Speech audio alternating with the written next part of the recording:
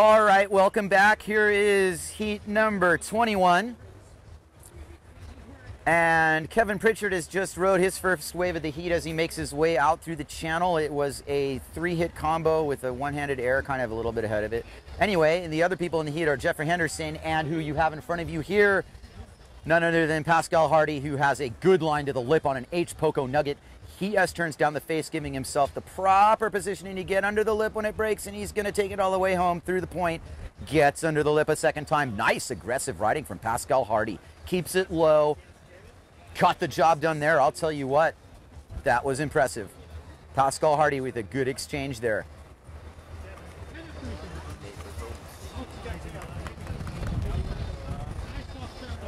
Jeffrey Henderson. Nice response from Henderson. This guy comes out of nowhere doing that. I mean, that was a guy like Henderson, you got to watch out to make it look too easy. You got to watch out to make a wave like that look like he didn't do it as powerfully. But that, any of us who really know, that was a lot of power involved there. I mean, he threw his weight around on that. And it was impressive. It was kind of what I've been talking about, the upper sets not offering just about exactly as much as these lower nuggets do.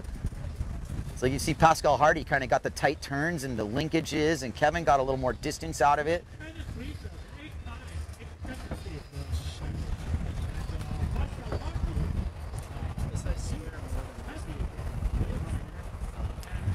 Okay, the infamous KP. Infamous KP is going to take this wave, if I'm not mistaken. He's going to turn this into his second scoring ride. 10 minutes and change left in the encounter, and he's going to go beeline. He's actually going to take this first lip, boom, get a little bit of a tweak out, and does the lip slide into the make. Really impressive, Kevin Pritchard. If you hit that whitewater one more time like I asked you to, thank you. That turns it into a higher scoring wave. Really solid. Pritchard, don't call him an old man, but don't call him a young buck. But man, that guy can do the tweak there as the 360s on command, though we haven't seen it yet. Jeffrey Henderson, kind of going, oh, I got a little bit of that too on me, and gets it around and gets it around again. Henderson's sailing a really good heat. It's going unspoken because he's got some big names he's against.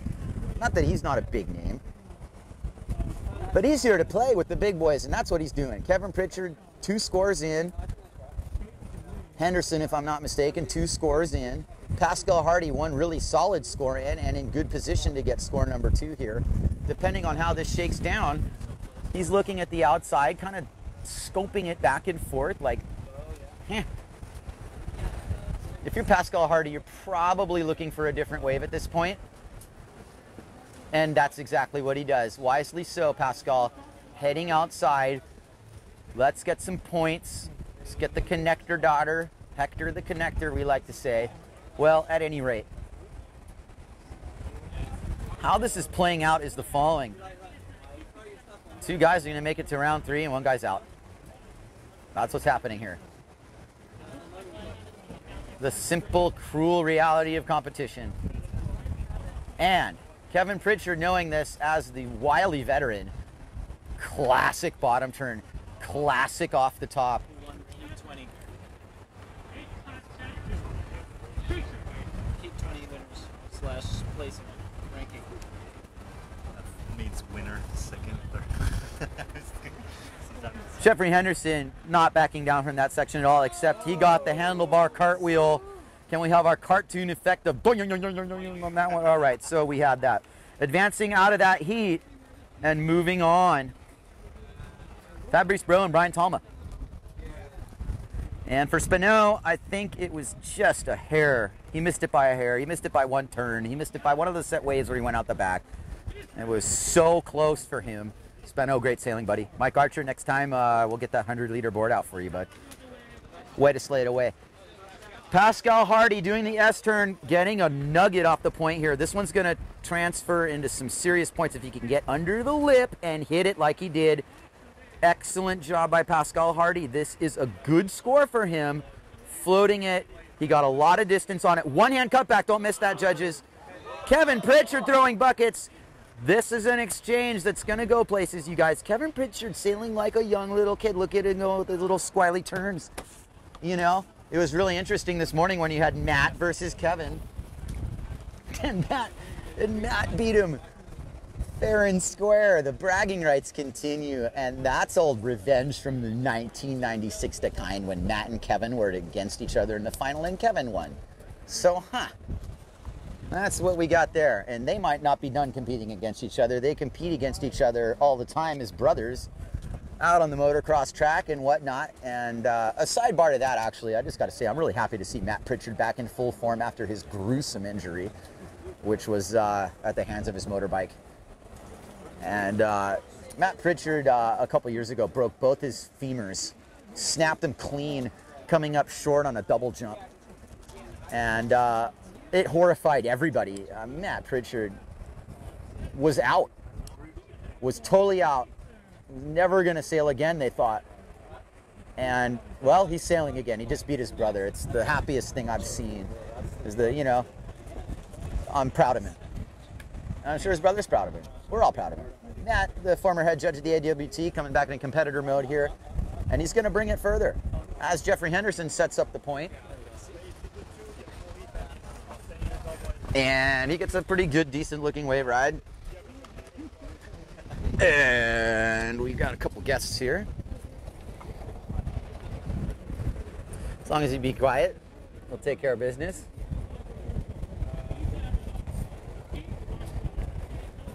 Pretty solid exchange here between the three of these guys, Henderson, Pritchard, and Hardy. And really what you're seeing more than anything is the fact that there is 6 minutes left in this heat. It's a pretty good exchange going, but it's still going to be just two waves counting. And with that in mind, anything can still happen. As I was commenting on the conditions, well, Hookipa's gotten a little bit of a response because this is firing right now. Firing Hookipa is never anything to shake a boot at. This is like radio killing. And hopefully you can still hear me here. We got a couple little radio receptives. It's nice to see Hookipa still has a wave to herself every now and then. Henderson actually counters that. He said, no, you can't have this one to yourself, Hookipa. I'm coming out of nowhere on the left here. Kevin Pritchard kind of, he makes this decision. He's going to probably kick out of this. I don't think he's got any interest in this wave.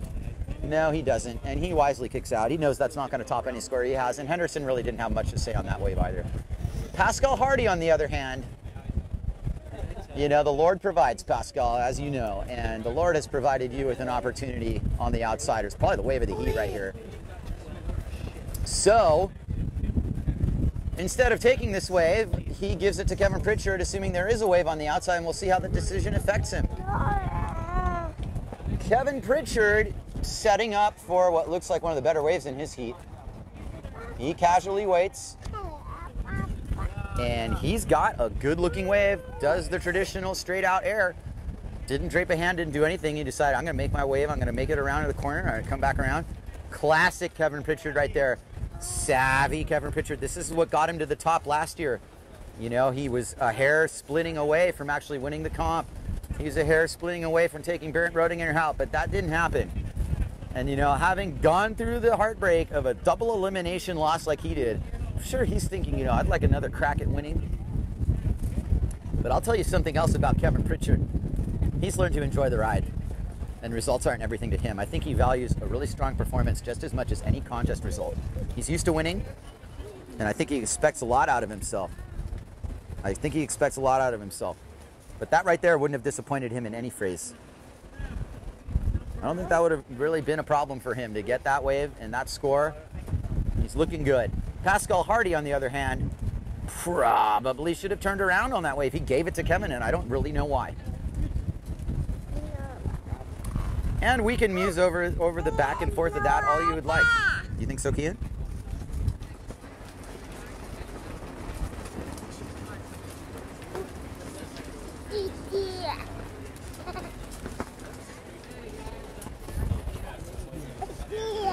We got 3 minutes and change in this heat. And what really boils down to at this point, there could be one score separating Kevin Pritchard and Pascal Hardy. I don't know if Henderson's in the mix here. Regardless, he's thrown a couple blows too, and he's not to be counted out here. Pascal Hardy is one really solid score away from contending for first place in this heat. Kevin Pritchard right now seems to be in the driver's seat though. Here comes Jeffrey Henderson, Hot Sales KS3, 3-batten sail. Light and tight, looks really good in his hands. You know, if nothing else, this is a really good promotion for his product because it looks like it's working really well. It's kind of a throwback to the old head batten style wave sails that were so prominent out here, scalloped edge, whatever they were called. That was what was very prominent for years out here, was that luffable wave sail. Mike Waltz, Matt Schweitzer, all those guys using them to great success.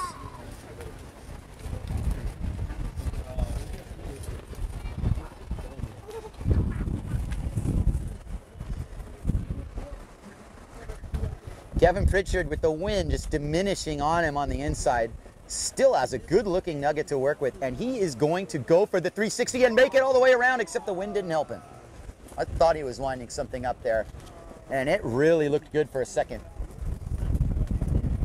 He has yet to make his trademark 3. He really rode that move to success last year. But at the end of the day,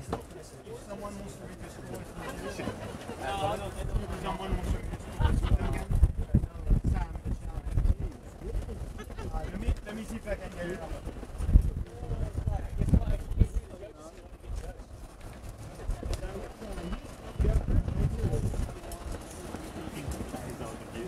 no, I know exactly what's going on. No comment on what's happening. You know, really, I do want to talk about that last heat because, you know, I can see Spanos up here. He wants to look at the scores. And the way I'm going to call it personally for him was that he was one move away on one of those set waves away from advancing. And I know that he blew at least 2 set waves. And it's got to be heartbreaking, you know. It's one of those things, you know, you're against some heavy hitters, you're about to make an impression. But he just didn't seal the deal, and it was close. He got that one excellent wave ride, and that was, he just needed to back that up with another really excellent wave. And it was close. It was really close. At any rate, this encounter is closing down to 30 seconds left. Kevin Pritchard is working his way upwind. I think he's doing a little bit more defending than anything else at this point. He's defending his position. He's defending that wave from being anybody else's wave. He realizes there's fresh refreshments on the beach. And, you know, KP's going to give it a whirl here. He probably feels pretty good about his shot here. So, Kevin Pritchard, good job, buddy. Without waving to the crowd and getting all self-absorbed, good job. And Jeffrey Henderson, you know, that's what it's all about. It's all about just going out there for 14 minutes and displaying your style and showing your product, a little bit of everything. And here comes Pascal Hardy with his final salvo. That actually should count, even though I don't think the judges are counting it. They are not. So this heat's over. And lo and behold, our next encounter looks like it involves the family Stone here. It's Jason Stone, Harley Stone, Casey Hauser, and Festa. Well,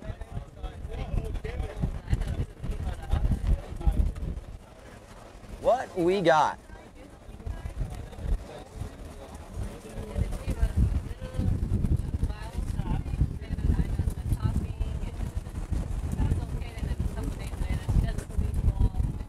What's Festa's first name? We are setting up an encounter here. A minute to go until the next heat. Casey Hauser, Jason Stone, Harley Stone, and Festa. And this is a battle. I keep saying it. They're all battles. Really curious how Harley's going to approach this. He's got his uncle in his heat. And the only thing more interesting than that would be is if Harley was sailing against his dad. And we'll leave that for another time. We really will. It's probably going to happen one of these days. 20 seconds left until the start of the heat. Casey Hauser kind of realizing he's too early on this set wave. At least he put himself on it. 20 seconds was probably enough time. That wave already broke. Casey did the right thing. However, Harley Stone on his new Nash sail. This heat's going to start with Harley Stone riding a wave. And that's how you always want to start a heat. Here comes the horn. Here comes Harley Stone waiting for the horn. I expect the horn. I mentioned uncle and a nephew. I didn't hear a horn, but this heat's on, and this wave counts for Harley, except he kicked out. So, no real score. No real score to speak of on that one.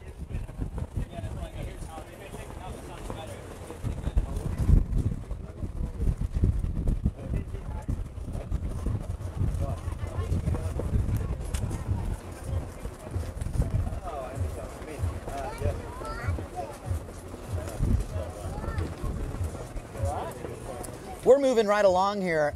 Casey Hauser gets a little Willie Skippy error there. He's going to pump to get back in, and before the whitewater depletes, he does make it in, so that's going to score. Hauser's kind of been chipping away here. He's definitely putting in some Maui time. Good buddy of mine, and definitely fun to sail with. Great attitude, bright kid. Getting a little more experience, that's the key thing for him. Realizing that there's no jumps counting, but why not impress people with a back loop attempt that's not going to be consequences at all? Could have been a bad idea. Could have been, but it wasn't. I can't wait till they are counting jumps, because that is when you're going to hear me nonstop. I'll be talking so much I won't even be able to stand listening to myself. But right now there's going to be little welcome pauses in my lip. Something happened on the outside to Harley Stone. It's not a shark attack, but it looked like it. It just jumped off his rig. It was really weird. Like, what happened? Maybe he's still getting used to that lower aspect Nash sail. You know, it is different than what he's been used to. What a great acquisition for Nash.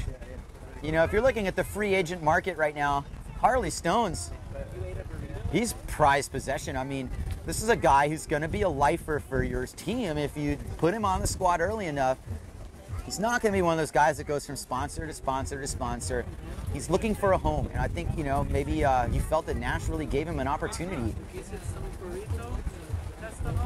Really super bright kid. I mean, the natural progression would be, of course, to ride the gear that his dad rides and follow that whole process. And while Josh Stone never rode for Nash, it's good to see that Nash picked up on this opportunity for them. That's what I'm going to call it. An opportunity for Nash to pick up a really bright young rider, and you're going to hear a lot about Harley Stone in the future.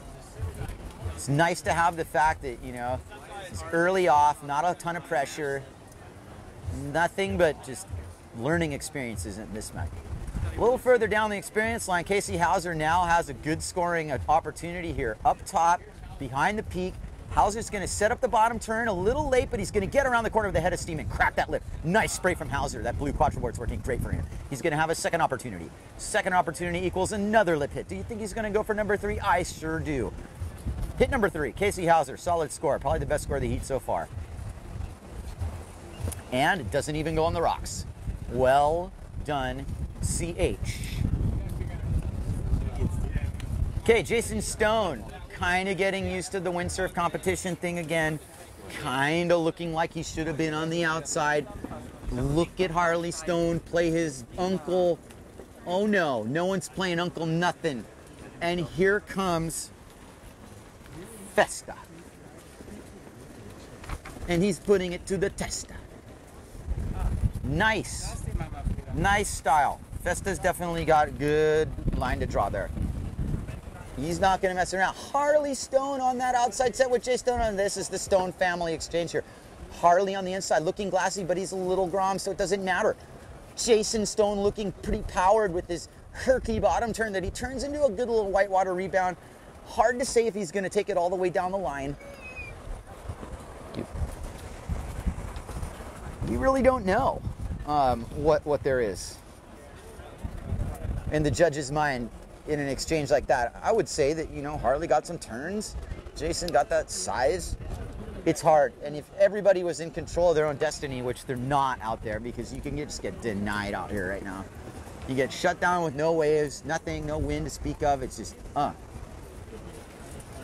What you do see is the mentality and the equipment choice, whether by necessity or otherwise, but it looks like Hauser has big enough sail, big enough board. He can get around that lineup. He can be in control of the other guys. He's like, I don't want this wave, I want this next one. You go get this wave. Well, okay. 9 minutes and counting in the rest of this heat. 4 sailors out and 2 are going to advance. Just a moment, I got Sam Bittner who wants to say something. Do you know who the guy on the steamer is? That is Festa. Who? Festa. F-E-S-T-A? Uncle Festa. Okay, Casey Hauser on a scoring opportunity, he's going to kick out because you know what he does? He does 2 things. He kicks out of a wave that might not have offered him a big score, but no one else riding that wave, you know, no one else riding ride that wave.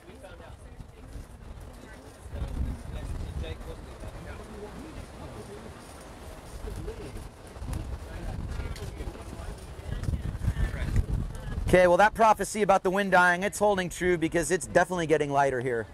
You got to take consideration, these guys in the channel barely water starting right now. So it's really everything here. You've got to be on the outside. You kick out of your waves before you hit the point. Get back out there and get a set. Because it's not like you can't catch waves. It's that you can't water start on the inside. And that's pretty true for most of Hookipa. Casey Hauser is not undergunned here. Look at him get in on that wave after just 2 pumps. And you know, he's going to set this up. He's going to dress it up. He's going to set it up. Here he goes. Casey Hauser off the bottom. Nice open clue. There he goes. Slams the top. Probably got some of his folks watching him here. Good job, Casey, to keep that score alive. And way to keep yourself alive in this heat. This is what matters. You got to make it to round 3. That's going to be all the marbles.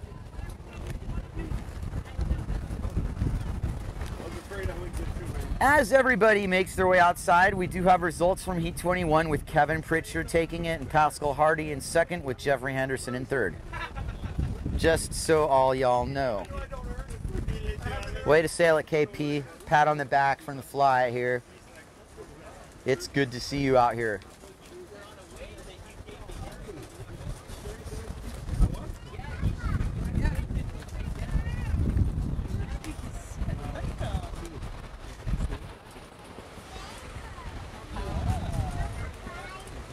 Yep. 6 minutes and change in this heat, and it's definitely gotten to this little level here where guys are just struggling to make it to the lineup. We're getting on the closer half of 4 o'clock. That's going to play into it. Judge Duncan, he's not really messing around though. He's got his head down. He's going to make things happen. You know, Duncan's seen worse. We all have.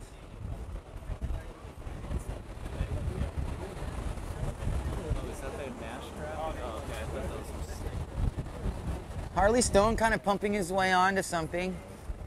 I think he's kind of deciding if he even wants it. Well, he's decided he wants it. He's going to zero in on his lip hit here. You just got to keep the board speed up. Now that the wind's not blowing them, just keep the board speed, keep your board moving, get under the lip, do little hooks like that. You're in great shape. Harley Stone, good ride.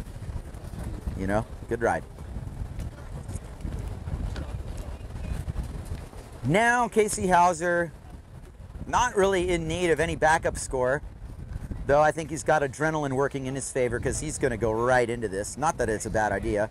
Super good projection, except rejection. You went from projection to rejection real quick there. That one just fell into my hands, guys. I was going for projection, but I went to rejection. Judges denied me.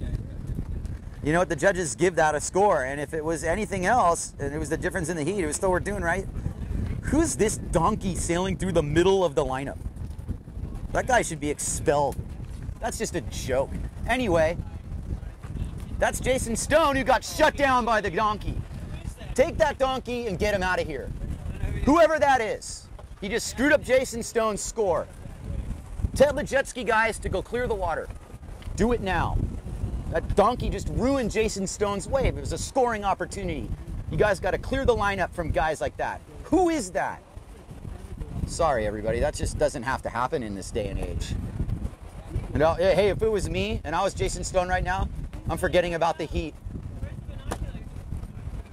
Whoever's in the lime blue green Goya sail, get him out of here.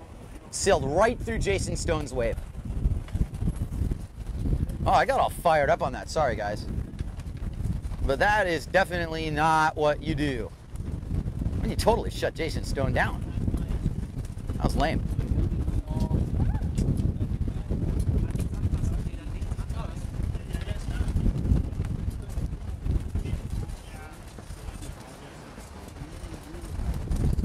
Anyway, back to the action. Casey Hauser, pretty much close to in command of this heat. Definitely, you know, could be facing more of a challenge hadn't it been for some Barney getting in Jason Stone's way. But that hasn't affected anybody in Casey Hauser's camp, who's now under the lip with a little fins-free air. That board must not weigh much because he floated it and got it in the air, and now he's going to hit the whitewater a couple times and keep that. Uncle Festa took it to the test, and that did not work for him. So Uncle Fester's running after his rig. Festa's definitely, you know, got a good attitude, a good approach. Unfortunately, you don't want to blow your opening bottom turn and turn that into what happens to you. No. Anyway, my little rant's done. Harley Stone's setting something up.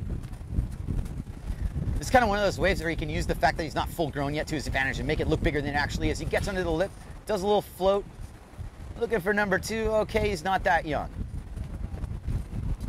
But he's still young, and you know, that's no praise and no disgrace. He got through something there. It's going to be a score. Jason Stone kind of all ticked off. Someone donkeyed right through his heat there. I don't know who let that guy go out. But anyway, Jason Stone now, given an opportunity to get a score here, is probably going to need to do something pretty spectacular, and he gets under the lip. He hits it. That Goya Bonsai is a great looking sail. It gets through all contorted positions. And here comes Harley right on the wave. How did he get on that wave right after he had already ridden a wave? Well, that's what's happening. Guys are getting scores left and right if they can. It's feast or famine here at Hookipa at the moment because all the guys on the outside are struggling to get rides. Struggling. Wow, I'm really miffed. I mean, whoever sailed right through that lineup is pretty unaware of his situation. And we're going to have to tighten it up on the beach marshals because there's no way he should have been allowed to go out. On the outside, Casey Hauser kind of working his way towards H. Poco Point. You know, he sees that it's a scoring opportunity. He sees that, you know, there are no ways on the outside. So, you know, you keep your fully going. Casey sailed a very strong heat here. He wants to put his foot down. He wants the main event. He wants to be a contender. He's going to get there if he continues this smart run he's on. And it's really not about every wave counting. It's about the fact that he got on a wave that kept somebody else off of one. And if the heat ended now, which is about to, 1 minute left,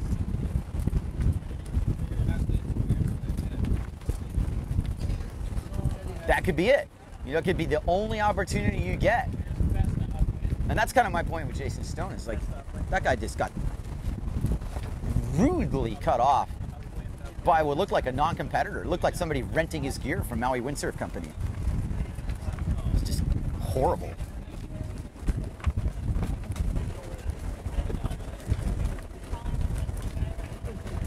He's kind of such a hipster.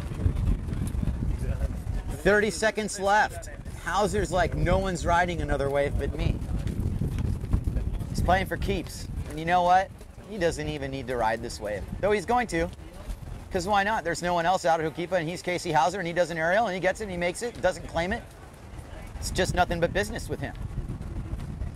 And Casey is a wise man who's going to now call it solid. I'm going to give him the thumbs up. Boom. Wapash. All right. Jason Stone and Harley Stone are going to have an exchange, except the only one that's going to count is Jason Stone, who kind of off the bottom gets a little bit, he's like, no. Otherwise, it's active. Are people tweeting? Okay.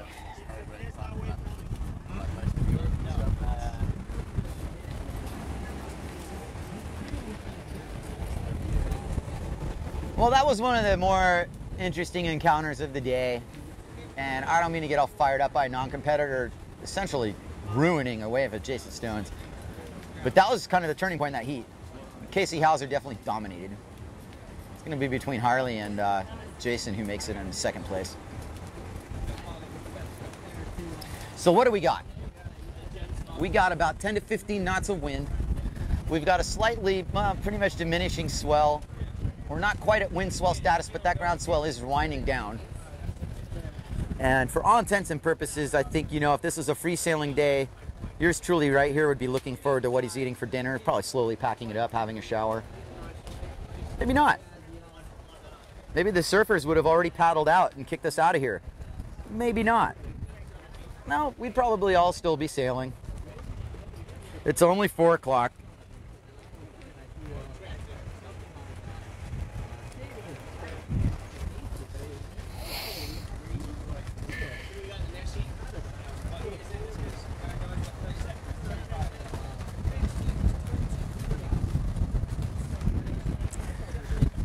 ...20 seconds left in the heat. everything to play for, really.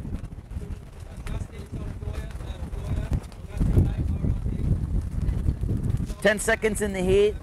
The competitors that are in this heat, none other than Mr. Aloha Man, Josh Stone, who is going to start this heat off like the consummate professional that he is with a scoring wave ride. And the heat lost its, you know, it's on. I didn't hear a horn, but it's on. And Josh Stone has a start to this.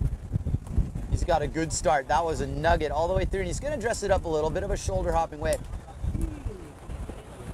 Tom Gibbon behind him doing well for himself to turn that into a scoring ride as well. That wasn't really much to work with, but it worked. And then Justin Donnell. Or is that, yes. Jules or Justin?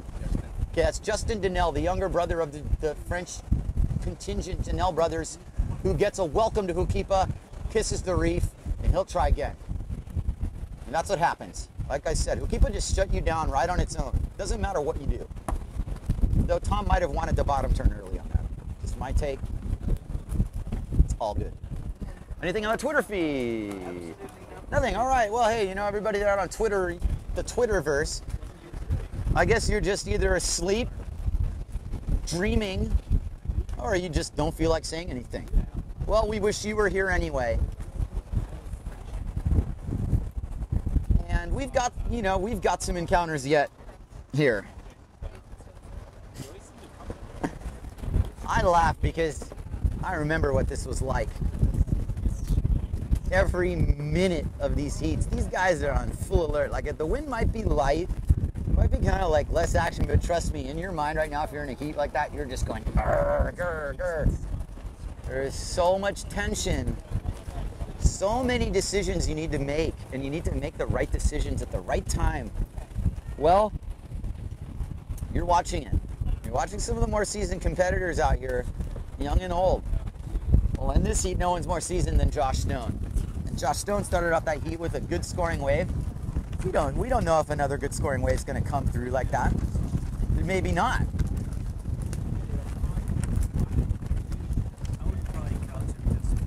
But maybe. Josh is kind of like, if there's going to be another scoring wave, I'm going to be on it. Well, Josh Stone sets up a really good looking wave ride from the top of Green Trees. He's eking his way to the point. He knows this is going to be an end bowl backdoor section setup, and he gets under the lip right as it throws, and he gets his trademark aerial. Nice throwing tail. Josh Stone has so much style. I love watching him sail. I really like sailing with him. I'll say this much about that. Justin Donnell behind him knows that Josh Stone did this, and he's going to counter with a little bit of smooth carving himself. In fact, I'm pretty impressed with that little French Grom's bag there. He might have just taken it to Josh on that little exchange. I'm impressed with the level of adaptability that a lot of these guys are showing who are not Hookipa locals here. And they've actually shown up today. I'm not going to name names. They know who they are, and they know that they're not necessarily considered Hookipa locals. But you know what? They've shown that they belong. Now we're going to see that process repeat itself throughout this event. And there's guys who are in the main draw, main PWA riders. There's guys contending for world titles here. And that title might be just as important to them as just having a good performance here at Hookipa Beach Park. Legends have been made here, you guys, and legends will be made here. Past, present, and future. And there is nothing more prestigious than winning the Aloha Classic. Period.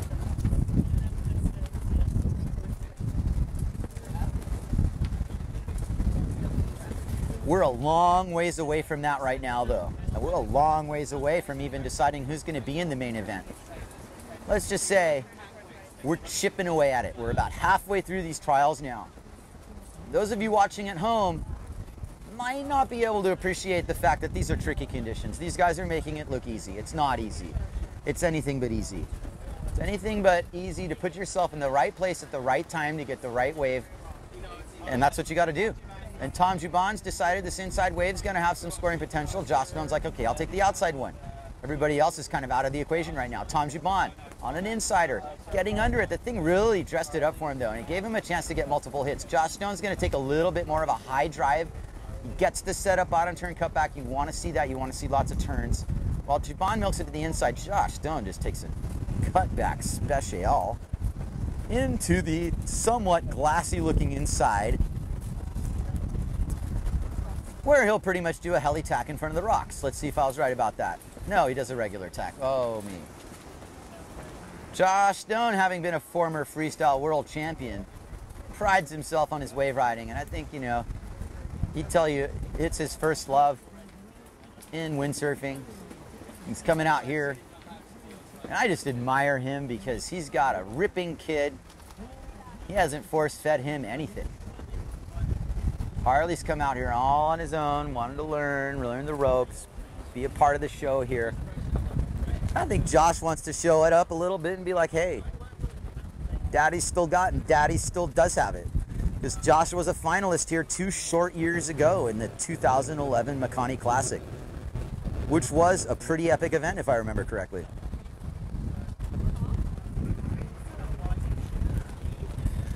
So upwind, Tom Juban. I'm sorry. Tom kind of took a casual line in there. It's not quite exactly what he wanted to do or had to do, but, you know, fair play. Fair play. That's what he's going to do.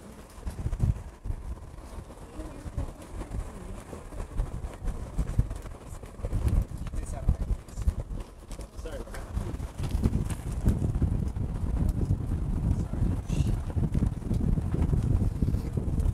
All right, well, in that last heat, in descending order here, Casey Hauser takes the heat, first place, into the 3rd round. Harley Stone in 2nd place, Jason Stone in 3rd in Festa. And if I was Jason Stone, I'd be looking for that guy who cut him off on that wave. That's just me. I'd be letting him know. Don't cut me off, bro. It's too bad. Anyway, I don't think Jason minds. He's a class act and a good competitor. And so is his brother, Josh. The Aloha man now on his 3rd nugget in this heat. It's getting fun to watch this guy time it perfectly. Granted, maybe a little safe contest of, you know what, not that much. He's turning down the face. He's making sure he gets the score. It's his 3rd cutback on a really good looking wave. Josh Stone, he rips. You know, that's it. He rips. And Tom Juban behind him on a little kind of medium insider. It's gonna nugget up for him. He's got a couple turns and get things done here. Boom. You know, Hookipa provides, you guys. You just got to give it a little bit back, and it'll provide for you. And right there, Josh, you know, that wave gave him what he wanted, but he also needed to produce on his own right, and that's what he did.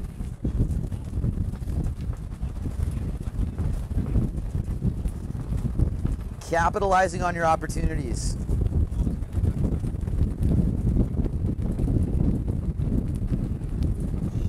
There goes Tom Juban, kind of on an insider weird one.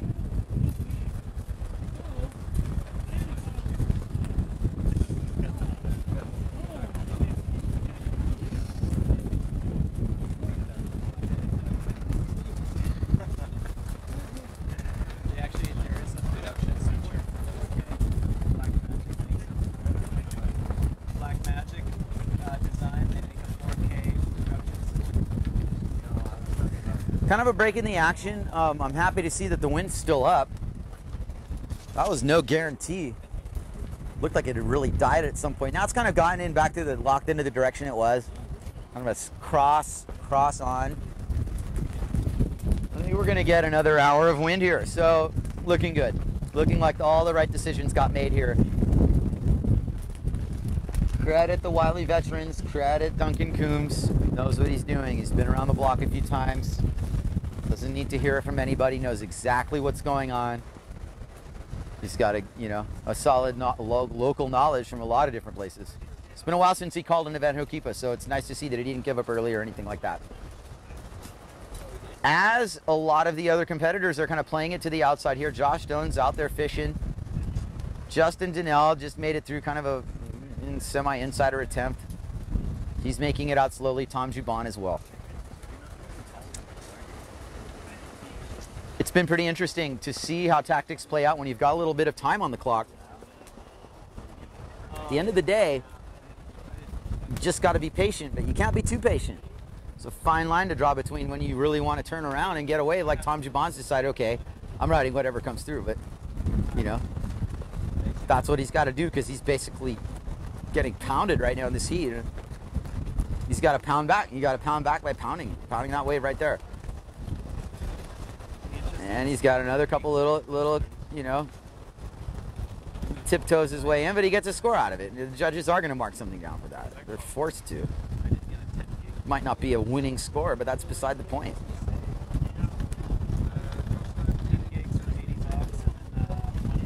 Meanwhile, the man that needs little introduction at all the way upwind on your screen is the venerable Josh Stone, who takes this wave and bottom turns with a high rate of speed. Good cutback. He's under the lip here. You know he's going to hit that lip. Hits that lip.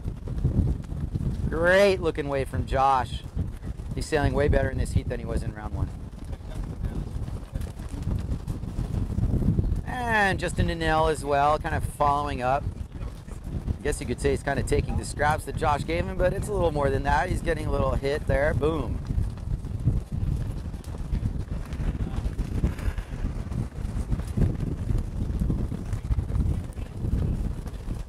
Three minutes and change as Tom Juban just gets over that.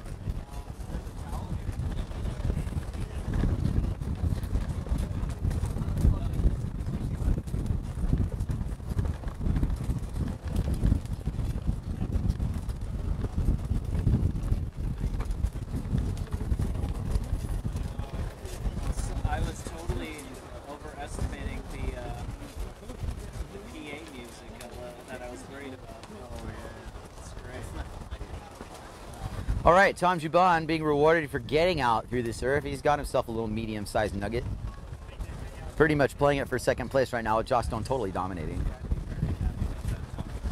But you know, that's a little scrappy heat. Him and Justin Donnell can scrap it out for second because it means something. It means some days the contest's over for somebody here. Tom Juban's like, heck no, that's not going to be me. Justin Donnell's like, je ne sais quoi. Tout un mètre zut alors.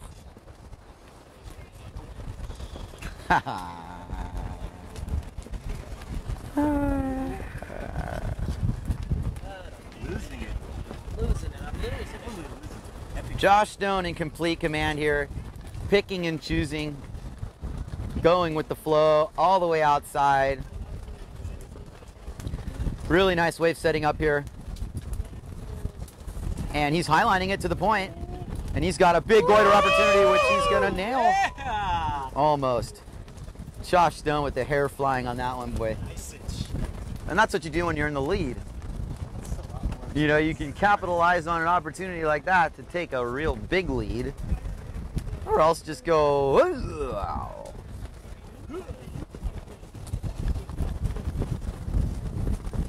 It's actually kind of nice, people in there. Yeah, It gives it a little. I know, I like it. You should have gotten the speedo guy. Should I moon him? Moving the speedo. You gotta Photoshop the speedo away. Sorry, guy. Nothing like a little alcohol on your face. Fork. Food? Fork? A fork, yeah, I got a fork.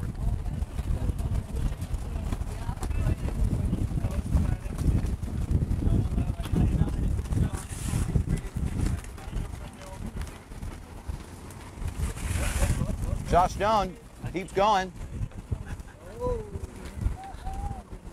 Pretty interesting. You know, getting that freestyle background back in there. Now that he's basically freestyling in the seat, 12 seconds left. Now it comes down to Tom Juban. I bet if he does really something big here, he can get second place. Well, he made it. It was nice. Got to give that to him. The heat's over.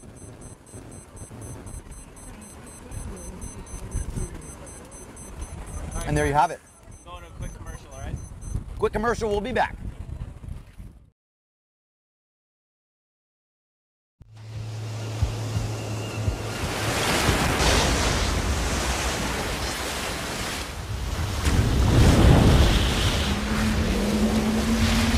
I'm Flo Jung. My Maui Ultra fins are the X Quads.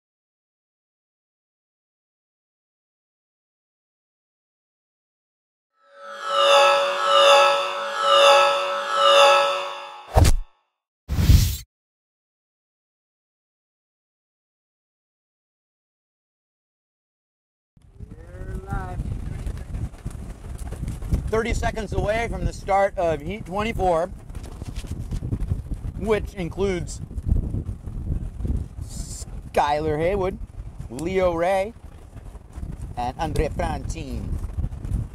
I bet you it's Franchini.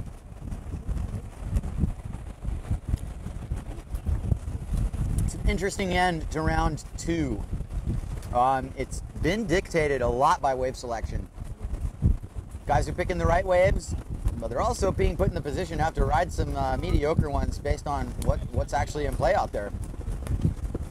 The heat's on, the heat started, and basically what I'm seeing from my vantage point is that all the way on the outside, upwind, Franchini. But what we have at H-Spoka Point is Frenchman Leo Ray on the Nash rig. He's going to start it off. So Leo gets the bottom turn under the nice peak, but he doesn't hit the lip, and that's not going to score points. I'm sorry. You got to hit the lip at Hookipa. Anyway, Andrea Franchini, he gets under the lip. Leo Ray, meanwhile, gets punished for not hitting the lip. That's what you get. Hit the lip, boy. It's a contest. Andrea Franchini somehow had a connector there, but the wind just didn't give it to him. And here we have off the bottom Skylar Haywood with his opening salvo. That was a beautiful one-handed cutback, and that was no Alaskan about it. That was Hawaiian. Unreal way for Skylar Haywood. I'm really impressed with that ride. And that really was the best I've seen him do all day. That was awesome, Skylar. The one-handed cutback deserves a replay. I'd love to see a replay of it, but I'll promise you the judges didn't miss it, and he held that hand for a long time. And you know what? He also redirected. It wasn't one of those Alaskan one-hands. It was a Hawaiian one-hand.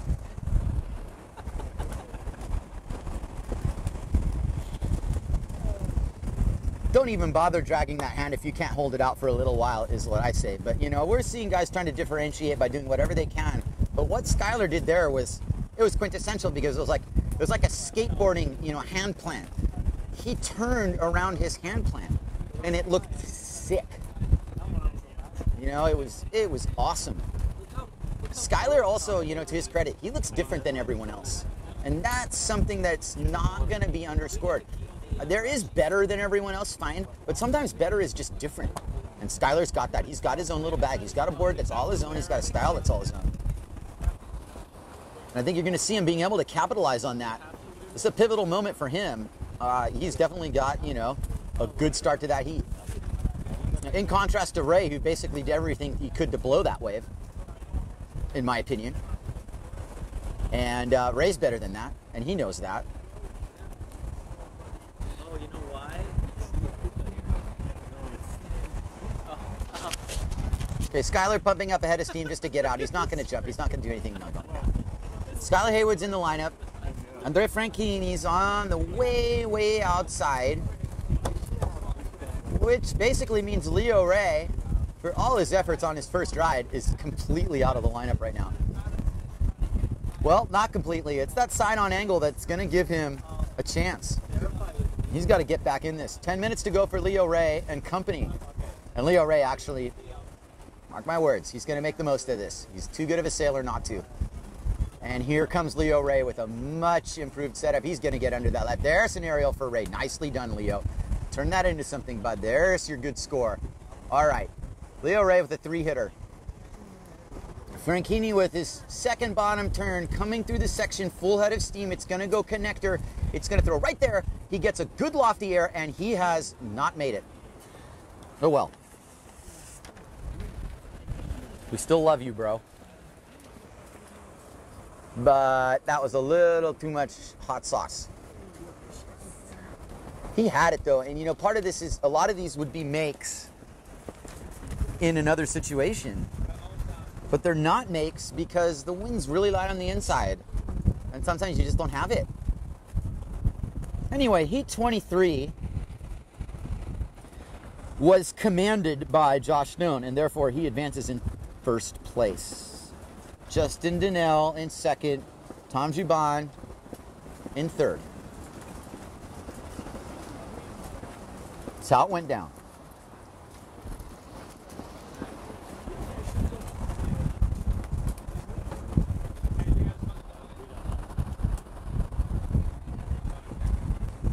Well, here we go. 9 minutes, 20 seconds. It's all tactics. You saw Leo Ray. He tacked out of a wave, and they're all trying to get upwind. But look who's upwind and in command. It's Skylar Haywood, and it's like, this is going according to what the script he told me earlier. I'm going to catch these insider kind of medium upper nuggets. Look at this wave. The guy's got a plan. He's going to stick to it. He's going to play this. He's wrapping around his cutbacks impressively, and he gets around on that. You know, it's good style. It's like he's a kid with, you know, the veteran style. I really like Skylar Haywood's style, though. That wave didn't exactly pan out for him completely. But what he did display there was wave selection, fairly good. What we're seeing on these upper waves from the green tree section is that they don't all peel down through. Classic Hookipa entails going from green trees to the point, one wave, masking its point breakness. Believe it or not, Hookipa can look like a point sometimes. Not necessarily today though, but it can. And we're in, you know, day one of the event, and to be given this opportunity is a true blessing. And I don't see anybody not making the most of it. Everyone's giving it their shot here. Some got started earlier than others, but that's beside the point now. We're well through this day, almost about to close out round 2 of the Men's Pro AWT bracket trials here at the 2013 JP Aloha Classic. Skylar Haywood pretty much having his way out there with the selection, and he puts a nice little poppy floater up the top, little wheel ride, brings it back around. All of this demonstrating his style. Skylar playing it super smart. Man, throwing buckets too, and this thing might connect. He doesn't even need it to. Here comes Leo Ray. Sloppy seconds for him. He doesn't even take it. Skylar the Styler, but Leo Ray, that'd be a good nickname for him, Rio. Because like in Japan, they'd call him Rio Lay.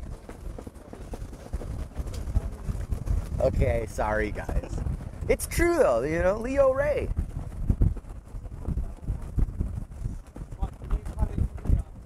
Rio Lay. I like it. But he's got his real name, so we won't hover it. Skylar Haywood again. Are you kidding me? I was 10 seconds ago you were on a wave. Well, he don't care. He's going straight up. He's straight down. Well, everybody moans and groans around me. You're never going to get any sort of animal noises out of me. I've seen it too many times. But you know what? Inside of me, I just went, oh. Anyway, Skylar takes it on the head. Valiant effort. And Franchini with the little Italian end clear bowl section. It's going to be a score. It's going to be a score, but I don't know if it's going to be what he needed. You know, quite likely, these guys are all chasing Skylar here. And what I'm seeing is basically Skylar's playing this now. I'm not going to call him cocky or anything, but like, I think he pretty much knows he's in command of this heat. So now it's going to go into freestyle mode. And part of that is actually just riding the waves. And not taking a small, you know. You know, they said they would have rain flaps on this. Okay, Leo Ray really setting up one of his best opportunities here. This is an H-Poco end bowl with a good head of steam and some wind on it. So he's doing these setup turns, but I don't know if that really helped him. And the little fancy schmancy his setup turns didn't really translate into. This is just, you know, it's too bad for him. And partially it was wave selection. Partially it was just the fact that he's sailing for second place right now because Skylar Haywood's in complete control. He's upwind and fading into yet another nugget. He's got a lot of them in this heat, but, you know, maybe blew that bottom turn, but he didn't pay for it because he's back in on that wave and it's going to turn into a score. One more time with the one-handed sly guy. You know, that's not going to hurt at all. You know, I'd probably say that if you look at it in a contrast right now, okay, here's what I'll say about Skylar versus Leo Ray right now. Is that Skylar is like so casual and in control and confident that he can sail like he freestyles. Leo Ray, on the other hand, knows he's playing catch up, knows that this is kind of a gnarly situation for him, and you can kind of see he's kind of forcing it a little bit. He's going into like pure contest mode, and you see this happen to people where they kind of get into this, like they lose sight of the sailor they are. And Leo's better than this, and he knows it, but he's also not giving himself a chance. He hasn't caught the best waves. He's put together some rides, but he hasn't capitalized like Skylar Haywood has. We got 4 minutes left in this, and that is the end of round 2, folks, and we go straight into the women. Guys, you got a ride or? We're broadcasting over here. All right, Skylar Haywood on the point with Leo Ray behind him. These are 2 H-Poco Nuggets. And Franchini might just jump on because he needs to, but on the inside here, Skylar Haywood takes the bottom turn, gets the fins free, makes it. Leo Ray and Franchini in tandem. We're not going to call interference on anybody here. These guys both rode the wave equally. Franchini didn't make it. Leo did. Leo's kind of like, okay. I'm saying this much is that was when you're scraping the bottom of the barrel like Franchini and Leo are, you end up riding whatever you can. Skylar, on the other hand, has had just wave after wave come into the palm of his hand. Let's face it, he's the only true Hookipa local out of the bunch here. And we like that. Won't be shy about that. We like Skylar Haywood coming out on top of this heat, locally speaking. I'm not rooting for anybody though, but of course we like it. Wow, Leo Ray, as soon as I said that, okay, well, you know, it's everything to play for. Skylar can't cut him on. Leo Ray can get right under this, and he does, and he throws it aggressive off the lip. This is what I wanted to see from him earlier. And Leo Ray kind of casually gets himself back into this heat with some solid riding right there. And I don't really know, how the judges perceive what Skylar's done. And for all I know, Skylar could have just lost the lead on that. But somehow I think Leo's in a close second. And that's all the speculation you'll get. But the point is that Leo did battle back a little bit there. And now it's on Franchini, position-wise, who's upwind, kind of dictating a little bit what happens on this set because he's on this wave. It's a nugget wave.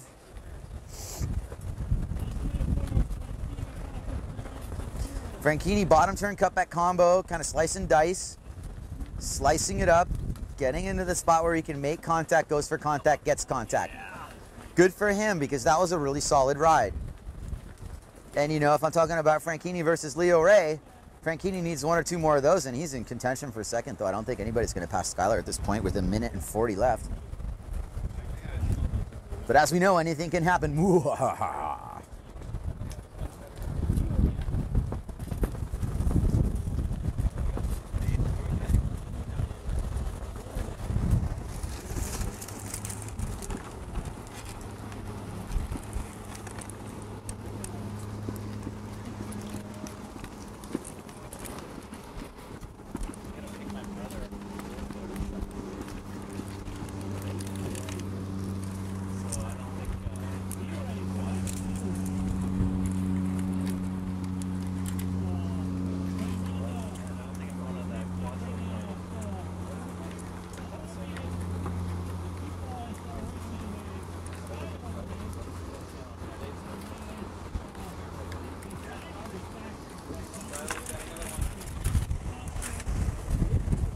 Skylar Haywood, 41 seconds, probably closing the heat on this effort, which really was a one-hitter. A bunch of different setups. Leo Ray, sideline to sideline. Leo Ray, right straight back to the lip. That's puts him in contention. Won't say anything else. 20 seconds on the clock. I think Skylar says I'm done. I think Leo Ray knows he's done, but he's going to take the channel route. And Franchini could make a statement here. Franchini does really well for himself there. That was a beautiful aerial, actually. And not a wave to take lightly, except he goes out the back. And that's that. That was a really reasonable encounter there. I wouldn't say one way or the other that was a terrible, effort on either of those guys' part. All 3 of those guys had good scores. Franchini, getting that wave late, puts himself in the discussion. I think you and I saw Skylar Haywood with that overly stylish one-handed cutback. I mean, overly stylish. That's a cutback anybody would aspire to.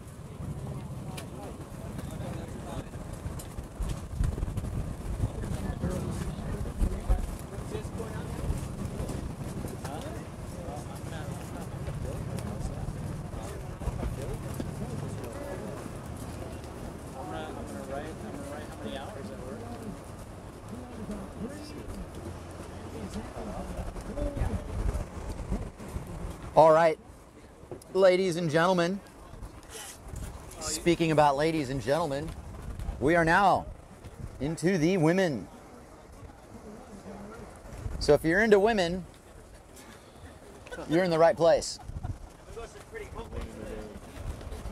You waited all day. Let's cameras. Let's get some close-ups. You know, Duncan calling a tight heat on that last one, and you know what? He's absolutely right. And you know, that tells you something. Maybe Skylar didn't have this like huge commanding lead that we all thought he did, but the point being that it ended up being a little closer at the end. But we are through the male division here. The pro men are going to wait until round 3, and they are definitely done for the day. And this gives the women a chance to show their stuff. And here we go. 14 seconds on the clock. The heat is on. The women are in heat. Elise Roy Bergeron on the outside on the Simmer Halo with Yuko Nagoshi, our champion here. She's on her way out on her Goya Banzai, and then we have Fiona Wild. Miss Fiona Wild on the Sailworks. Look at Elise Bergeron go. She's going straight down the line. This is awesome to see her sailing out of Hookipa. She's on the Simmer national team representing Canada, and she got a good little start to that. She got her hair flowing wildly on the famous red board. That's not bad at all. All right, Elise, way to go. And upwind, you know, it's Junko and Fiona kind of setting up. They're kind of setting up for the first little salvo. And it might be a little while because it's 12 minutes and change.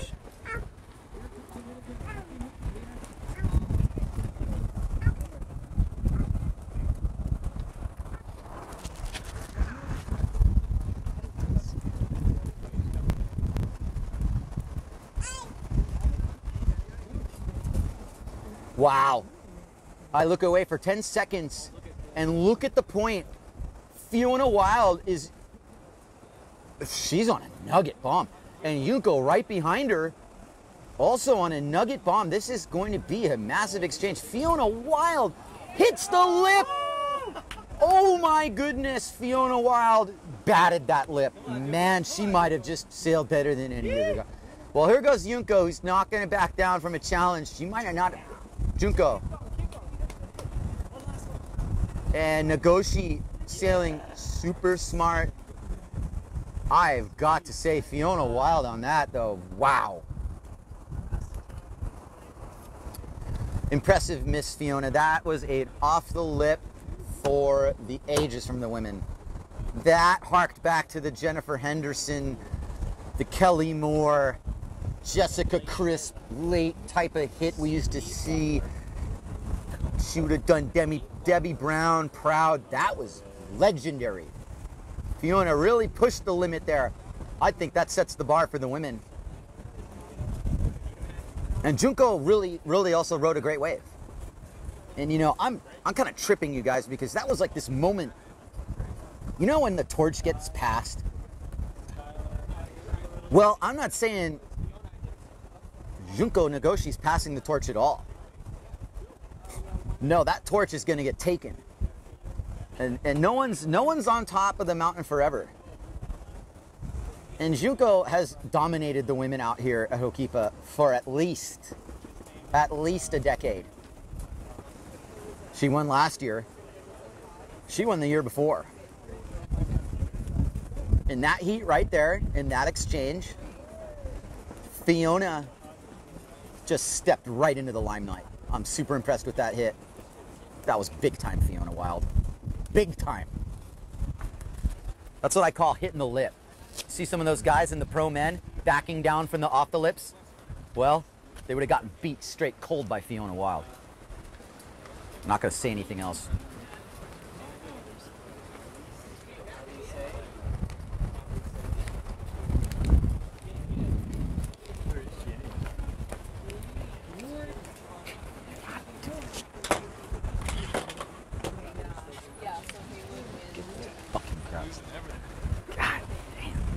All right, Junko Nagoshi.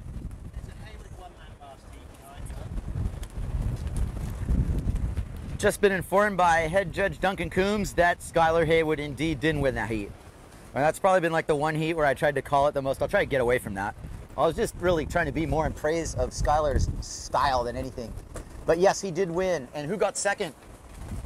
Leo Ray. Leo Ray in second. So he just squeaked through there. And you know, give credit to Frank Heaney who made that a heat. You had a good run, buddy.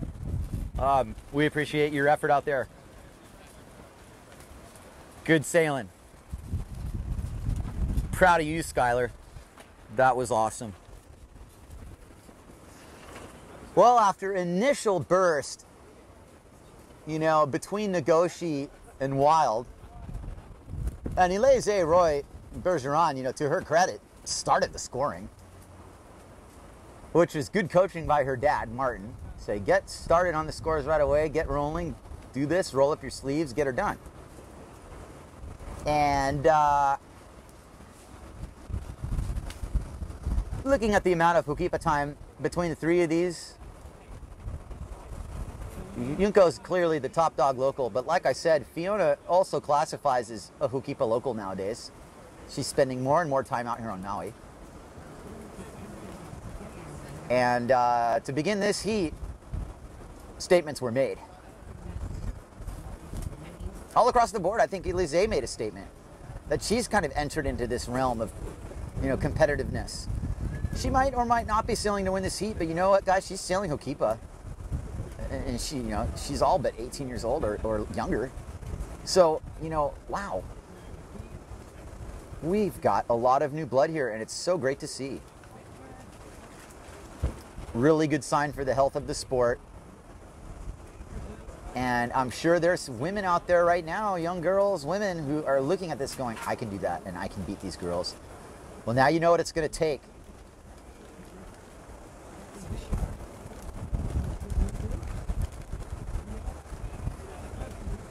Man.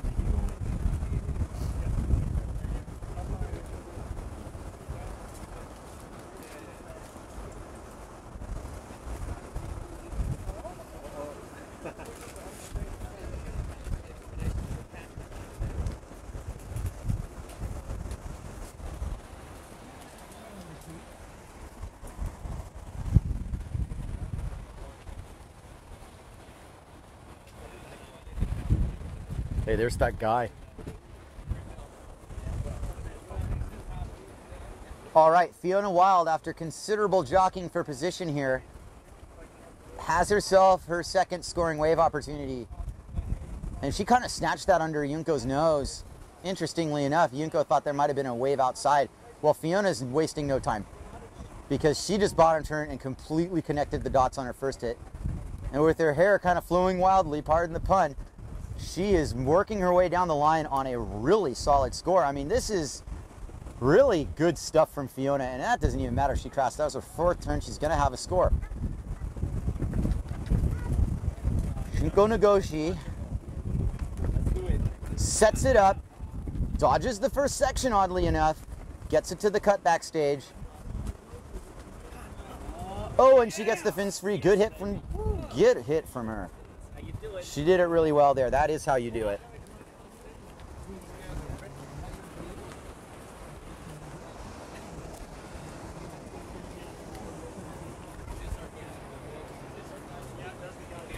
Okay, that's the guy coming in. Someone's going to have a talk with him unless I'm going to do it myself. I know, I said that. Go someone tell him. Find that guy. $50 for his lane session. And then get Jason Stone. Well, anyway, brah, I won't get all eggy because I'm having too much fun watching these chicks rip. It's really awesome that we have this level of talent in women's wave sailing. And for all you women pros who aren't here and saw Fiona Wild hit that lip, yeah. Clip it on him. Well, we got Elise Roy Bergeron a little bit out of position there. That's not going to be a scoring wave ride because you have to be on the wave to score. So, well, she kind of makes her way inside, getting through her Hookipa jitters. She's doing really well, actually.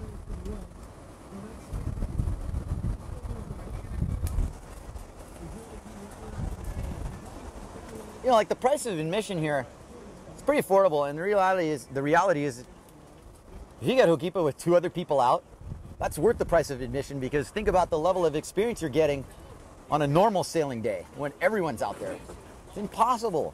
You got the best sailors in the world jockeying for every little wave that comes in. It's insane. It doesn't happen. Meanwhile, Nagoshi tacks out of what would have been a wave to forget, I think. Way too low on that scale. Not going to be a factor.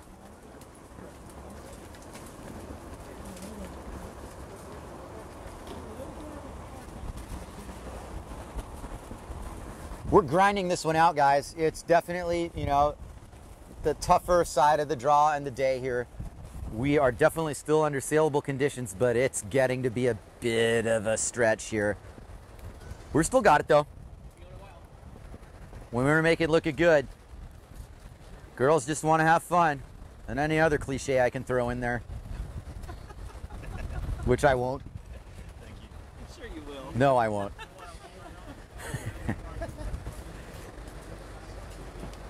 I'll keep it real simple for you. You know, Fiona was on a potential wave there, but she knows the score. She's too smart to go on anything less than a nugget at this point. Because she knows that once she gets on another nugget, it's done. Fiona's got to be feeling really, really strong about her efforts here. I'm flat out impressed with her sailing right now. I'd love to see replays. I want to see Grandmazzy replays. I want to see that one-handed cutback from Skylar. And I sure as all heck want to see that off the lip from Fiona Wilde. Man, that is just... Everything has been recorded and will be just playbackable online. So you guys actually have that luxury back at home because you can replay it. And I'm sure that when, you know, Maui Nerd Productions gets their act together, they'll play it.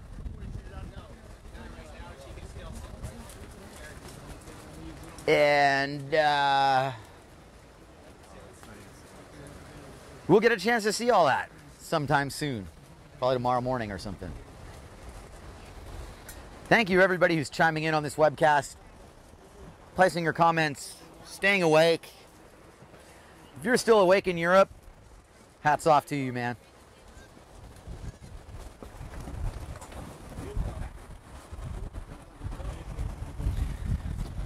All right, we got Junko Nagoshi. To the right. And Elise Bergeron in the channel is going to have a good view of this. Because Junko goes up to the lip, hits it once, probably goes straight up to the lip and hits it again. No, she streaks down the line, and no, doesn't really get rewarded with anything but a little bit of a sub-whitewater experience. Barely even could consider that a second hit. In fact, I don't think you really can.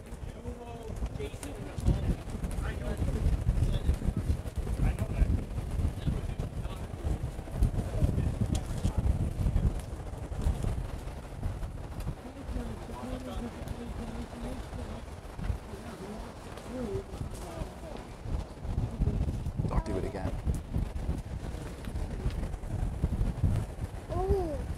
Ooh. All right, Miss Fiona Wilde is upwind, and she's got a plan. But the plan, the other part of the plan, isn't following through because I don't really know wave cooperating with Miss Fiona. But there really is, kind of. But I mean, okay.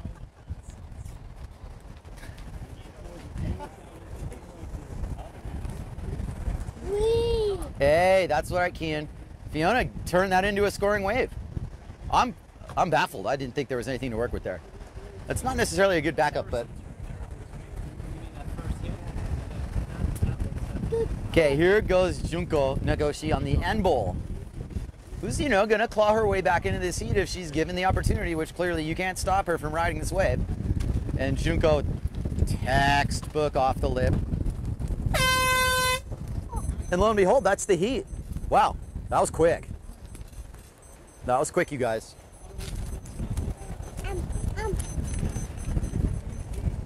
And it's that official sound of the beeper that tells you next heat's coming. And this is kind of a stacker heat. It's Tatiana Howard, the butterfly queen, Shauna Kropas, the instructional wizard, and Hookipa, standout local, and Sam Bittner, our queen of the AWT tour. She is deserving of a huge amount of praise and thank you. Thank you, Sam, and good luck in this heat, by the way, because part of your whole plan was to knock at the door on the pros here, and that's kind of what you're doing, you know? Turned yourself into a factor. We're proud of you. Good job. Don't be scared to call yourself a pro. Just don't go on the rocks. All right, 1 minute to go in this heat. And I'm seeing some nugget sets still coming in. I wouldn't hesitate to say that we're gonna probably make it through this round quite well. Oh, Francisco, why aren't you in this contest? What happened? Oh well. That round is over.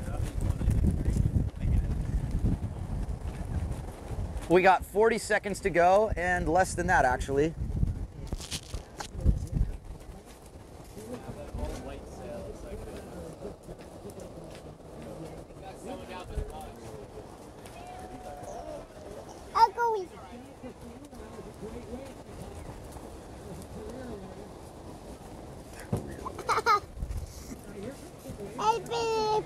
All right, this is going to be all about keeping the business going here. 6 minutes until the start of, 6 seconds until the start of this heat, and the heat's on. Whoa, Kian, that's okay. It's just a horn. You're going to get used to that, my friend. Ah, yes. So, Hookipa's going to deliver yet another opportunity for these femme fatales. I'm only seeing a partial representation of the in-heat roster here. And what that is actually is Kropas and Howard. Sam is in the channel safely though, and she's gonna make it out, which is good.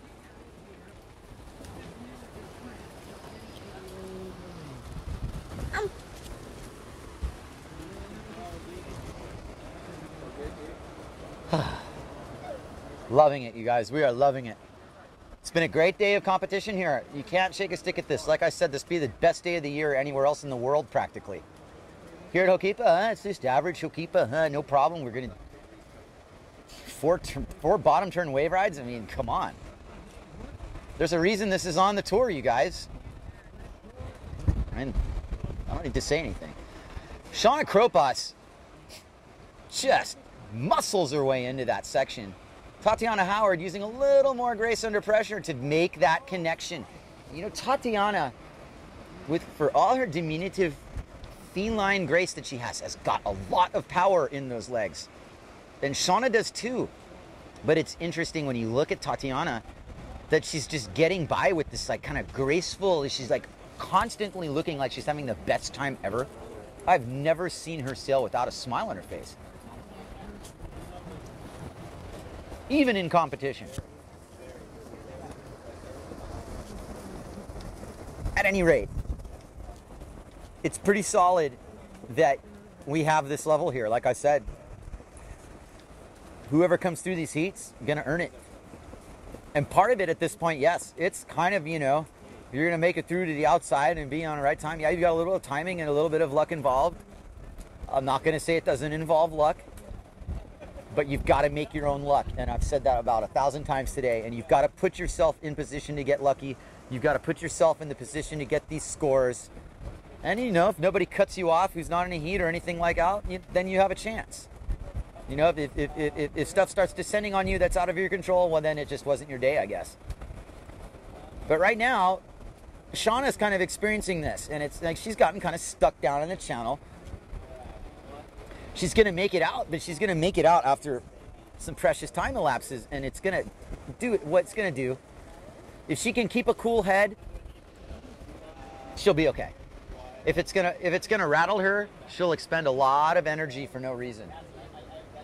And that's what we want to avoid here. You're like, don't want to get flustered, don't want to lose your cool, want to just keep yourself on an even keel and learn how to take the good with the bad. And right now, Shauna's stuck in the channel. That's all she is. She needs to accept it. Boom, she'll get it back out there. And she's clear. Meanwhile, Tatiana Howard, who definitely made it out of her last wave ride in much better shape because she's already up at middles. Let's watch the Butterfly Queen do her thing here. Such grace and style. And so deeply impressed with that, really. She's got this drop knee bottom turn style and just goes with the flow. We love watching Tatiana. She's awesome. Look at that. You know, and there it is. It's like you see this cutback and you're like, you know, wow. Tatiana has never really totally put it together in a contest yet. She's, you know, been scratching at it. No. She's capable of winning, guys. And that little cutback she just had was a sign of that for sure. Anyway, we have results from the first women's heat, and really to no surprise, it's Junko Nagoshi, who wins that heat. And I'm sure it's based on her overall performance. You know, I'm sure Fiona probably had the highest scoring wave. Maybe not, but close to it. And Fiona Wild is in second with that. And Elise Bergeron-Roy is just awesome to be out in the fold. And she's chipping away at it. And I'm really proud of her. Great job, Elise. Way to handle. I'm sure your dad's proud of you too. And coming on low, I'm not sure it's going to be a scoring wave, Samantha Bittner. She's eyeing it. Yes, it's going to. Judges, you're going to score this. It's, oh, okay. Anyway, Sam, way to scratch at that, and I do mean scratch. Okay, Shauna Kropas, after her ordeal in the channel with I don't know who that is behind her who thinks that they're going to start pumping onto a wave in the middle of a heat. No, you get off of that wave. Shauna Kropas, however, staying true to her form, hits the lip. Now she's putting it together. A little bit of a rail stick there, but now she's got another section to hit.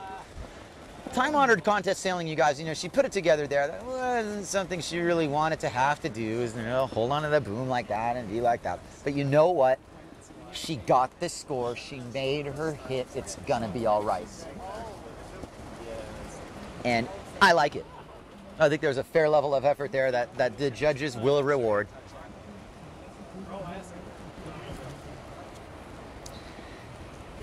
So we'll see just how many likes that got.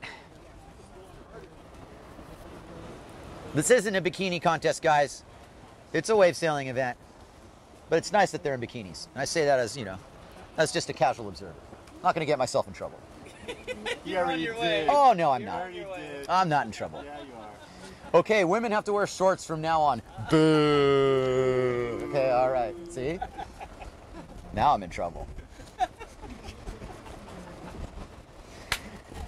All you women out there, we're pro-women. We're all pro-women. We love women. All right. Enough of that. And, you know, the whales haven't shown up yet from their migration, but, you know, you see these splashes outside and you're like, whoa, whale number one, could it be? No, it's just a guy going fishing. We're not ready to see whales yet.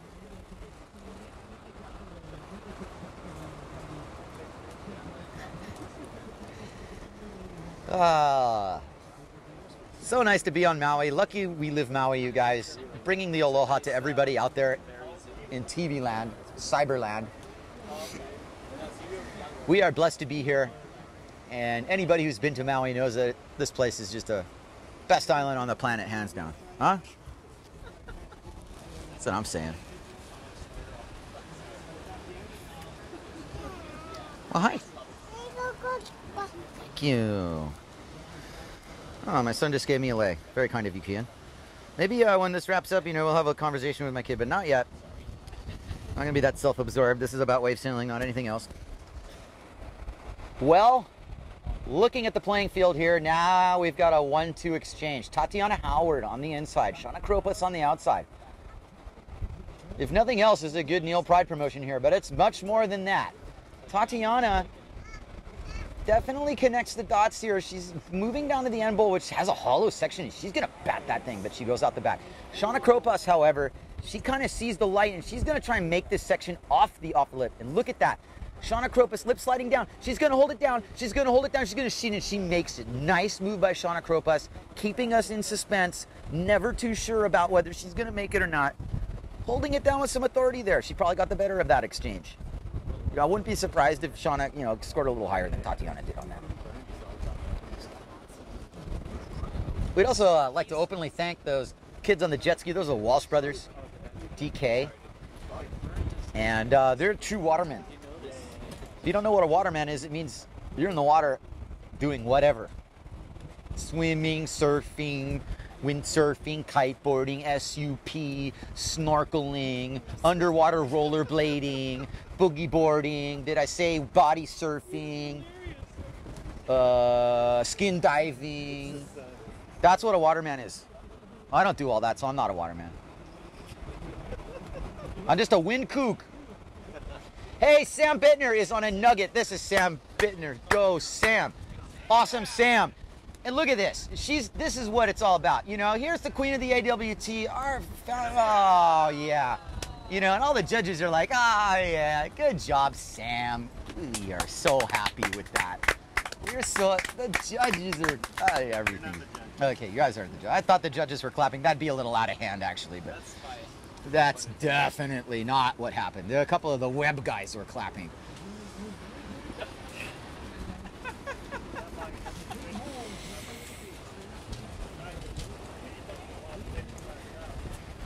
It's really kicking into gear, you know, like, kind of a stressful moment there with the pro man, but these women are really loosening it up, and it's good to see.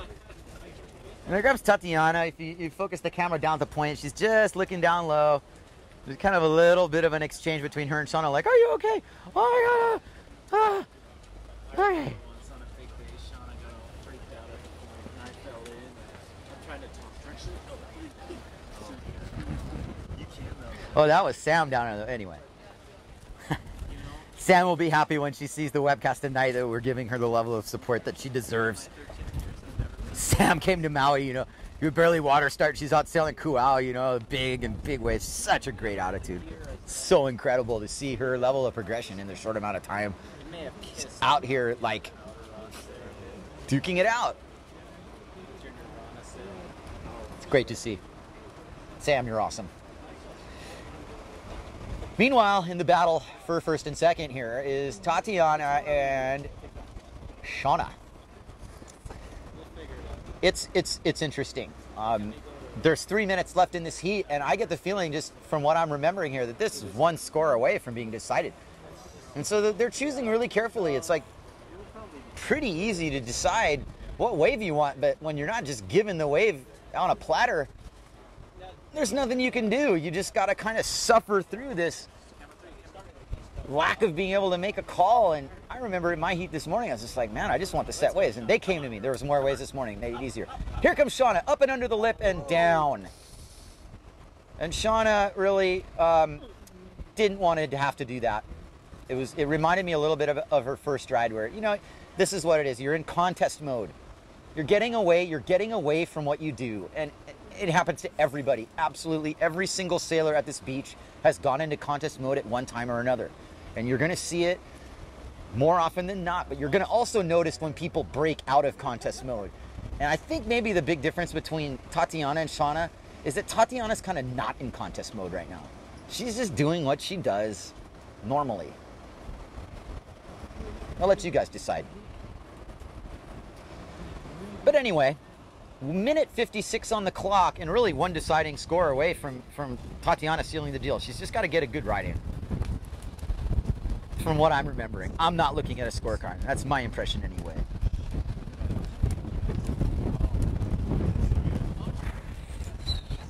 I mean, either way, Neil Pride's got one of the stronger women's teams. And these two girls are the ones that are really holding it up. And Miho Tanaka also super strong. And I throw her into the mix. I mean, I'm challenged to find a stronger women's team overall. When you factor in everything. And here's Tatiana, who's just caught the nugget that she wanted. And look, guys, she's going to just cruise this through. She's going to draw her Tatiana line. This is what she does when she's surfing the point. Mind you, she surfs the point a lot. So she knows that she's not going to go up to the top on that. She's going to make it around the section and fly her hair and do her thing. And Shauna you know, trying to scrap into this, she's going to be a little feistier, I'm claiming. Shauna, a little more bite off her bottom turn, a little more cutback savvy there. There's definitely a fairly even exchange. Might have just gone Tatiana's way there. Sam has 40 seconds, but she's got a wave, you guys. She's got wave number 2. So what I'm really happy about Sam is that she's got 2 good wave rides in this heat. So she's got a full scorecard, and that means the judges have to judge her for what she did. And you know what? If she makes a Goyer or a 360 on this, she could be one of the contenders. And Sam's not scared. You know she's not scared. So she's going to bottom turn under the hook, and she's going to make this look like a compatible wave. Okay, maybe she was a little scared. But that's not the point. Sam completed her wave ride, and I'll tell you what, doing that instead of crashing on your first turn is going to get you a higher score. So there you have it. And you know, we're so challenged. We're so challenged on seating capacity that people are taking up residence on the rocks now, which is pretty cool. Fiona Wild doing a little front flip off of that. Don't mind my watch.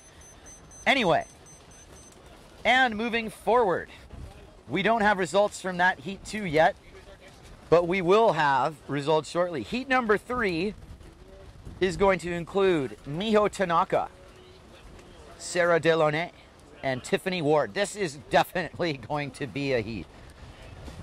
Let's give a brief introduction here. Miho Tanaka is a powerhouse in a small package, and the same can be said about Sarah Delaunay from New Caledonia and fresh onto the Simmer team, who's made a very strong impression here last year and has worked her way into being one of the more regarded female wave sailors in this scene here.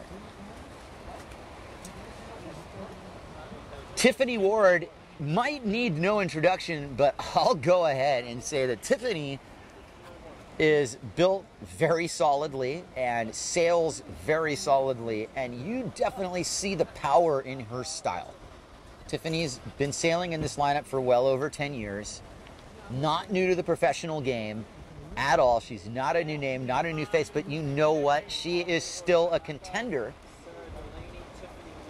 And I just think that she's got this moment coming that's been waiting to happen. Tiffany's, you know, always been so close to putting the perfect heat together, the perfect event together. Total Maui local. And it's all to play for here with 19 seconds until the heat starts. And all 3 of these women are kind of in a decent position to make something happen early. It's just got to be the conditions that cooperate. And right now, it wouldn't matter if you're Sarah, Miho, or Tiffany. There's no waves coming in. Not to Hookipa anyway. Lanes has a big set, but the swell's not really that west, so I don't know if it shifts over here or not. But basically, your breakdown is Tiffany's the furthest out, Sarah's the furthest inside, and Miho is just kind of playing caboose down on the end bowl.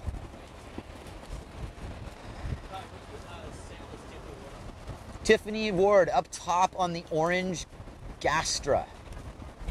Is it a gas? Yes. And on a full plane too, mind you. Tiffany, when she gets on a full plane, is going to have a good amount of momentum going to you, and you're not going to really want to slow her down. You're definitely not going to want to get in her way. And with that being said, nobody's in her way, and she's got the momentum, though she does have one of the first waves of the set. But I'm seeing probably not her highest scoring opportunity, but nonetheless, it's going to be the first score in this heat, and that means something. So here's Tiffany Ward, first wave sailing event in a while. And what do you say? You know, that was like a bottom turn, you blink, you missed it. And she backs it up with a whitewater hit. It's not shabby at all. It's not shabby at all, Tiffany. Good job. Here comes Miho Tanaka with a little bit more open face to work with, but a little more of a wider arc on her turn, which means that she went out the back. And that will set Miho up to have to better her first wave score, because I think between... Well, anyway, we'll let the judges decide what... That has nothing to do with what I think. I won't say I think anymore. Tiffany on the inside, definitely... I heard a couple judges go, "Oh!" So, you know, that translates into a score. Meanwhile, on the outside, New Caledonia's own Sarah Delaunay. And she, you know, she's a smart girl who's not going to make bad decisions and feel pressure. She's super cool in her head. And this is going to pay off right now. because there are some lumps coming in. And as long as she doesn't get stuck in a wind hole, she's going to have a scoring ride to speak for here. And it looks like she's up on a plane, and she's going to get into something here. She's giving it a couple extra pumps to make sure she's up and on it. And Sarah is on it. So while Tiffany and Miho sail out, Sara, actually, she is called, drops into her first wave ride of the 2013 Aloha Classic. So here goes Sarah Delaunay. And she keeps her board flat and does that trademark bottom turn of hers, which is really impressive. That's an impressive hack, too. She's got a lot of power in her style. And she's going to hit the lip again. And she squares off her bottom turn with full form. And, you know, I'm not going to sit here and tell you what that scored or whatever. As Tiffany backs up her first wave score with some really good running. Tiffany's squaring off the bottom really snappy. I'm impressed with Tiffany. And Sarah definitely had a good ride too. And this is definitely just translating into a big battle here. Now Miho Tanaka, after shrugging off her initial ride, does not have much to work with on the outside. So you're really looking at a situation here, 10 minutes and change.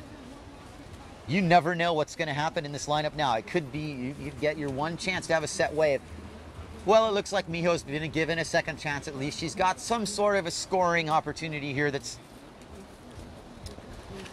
which, you know, is going to translate into a score. We'll see exactly what she translates this into. Miho's got, you know, kind of this silky smooth style. She milks the setups.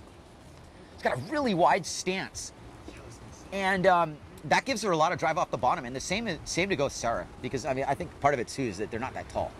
So you got these like low aspect sailors that are powerhouses off the bottom. Well, here's the results from Heat 2. And Tatiana does take the win in that heat over second place Shauna Kropas and third place Sam Bittner. We're proud of all three of you. And you all did great. That was fun to watch. Haha. And I will say this much. Anybody can take this right now. Both in this heat and in this contest. This is a really, really stacked field. Everybody's going to leave and you're still going to be talking. So there you see. Things will get political after a little while. That's what you're going to miss. You missed last year's political rant too. You know, again, I want to kind of just address this PWA AWT thing. Let's not take for granted that we got the AWT and the PWA together here to run an event, and that took a lot of work. And the end result is that we've got both tribes united now, and everybody's really super happy about it, huh? Because lucky we have this event on Maui here. And lucky that if you're Tiffany Ward, that you picked up another scoring wave ride. She's got a great bottom turn. You know, Tiffany, I haven't seen her sail in a while.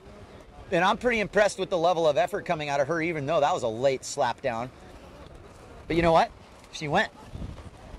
And I don't want to harp on some of the guys I've seen sail today, but these girls are hitting lips that some of the guys wouldn't hit.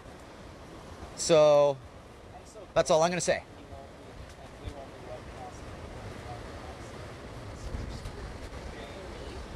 Okay, upwind, Sarah Delaunay now has her second wave. And she's definitely going to catch this, and she's backdooring it, and she's got to get ahead of steam to make this section. But you know what? It might just happen that she's going to hit this lip. And she winds it up a little too early and kicks out somewhat wisely, I guess, though that wasn't really perfectly executed. Miho Tanaka on a nugget on the end bowl. However, with that drop knee bottom turn stance, heading for the channel, and just basically makes the whole wave. We have a rock situation with Tiffany Ames Ward, who's just right on top, rocking and rolling. But you know what you do in that situation, guys?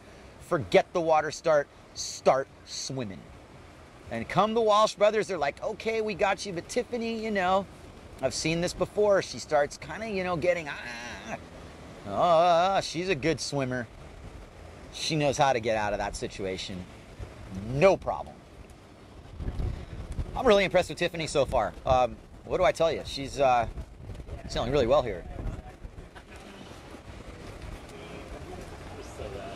Pretty good battle too, Miha and Sarah. That's a beautiful shot with that spray. 7 minutes and change in this encounter here. Miho Tanaka kind of, you know, made the most of that wave riding opportunity, got it through the channel. It's kind of like, didn't quite have her flow going, but definitely didn't blow the wave. And therefore, that's really all it is.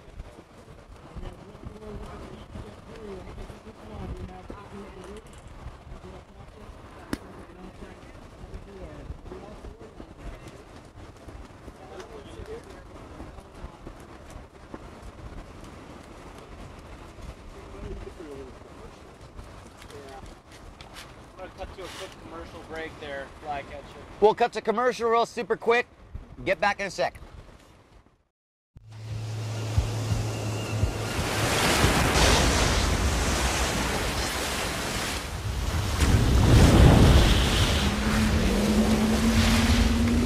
I'm Robbie Swift. My Maui Ultra Fins Air X Thruster.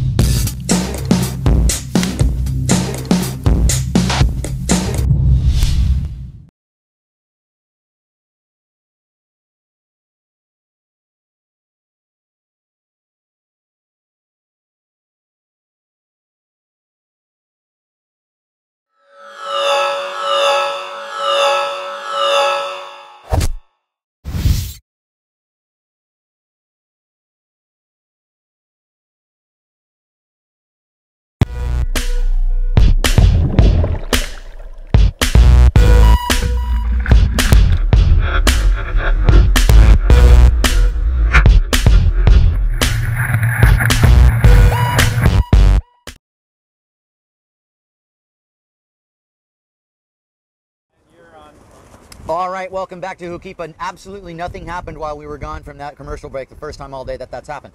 Now, Sarah Delaunay is setting up her second scoring wave ride. This one's going to give her much more of a chance to score. It was actually pretty smart she kicked out of that one. Sarah with that trademark bottom turn, and let me tell you, she's got a good bottom turn. It's going to amount to hitting the slip for her, and she does exactly that. And you know what? Bam. That, you know, the cartoon sound from that was straight out of Batman. Bam. Powerful, powerful hit. And Miho Tanaka on the end bowl kind of goes for the waff. Out the back, unfortunately. And, you know, Sarah just put herself in contention here. It's between her and, well, you know, I won't say anything. Miho definitely has two wave rides, as does everybody now. So now this heat just comes down to the last 4 minutes. And don't kid yourselves, guys, this is going to be a tactical battle. Who's going to get the wave that puts you in first for this heat? This isn't everything on the line, but this is important. And I think everybody's got a shot here, really. It's going to come down to whoever puts together one really good solid wave ride, huh?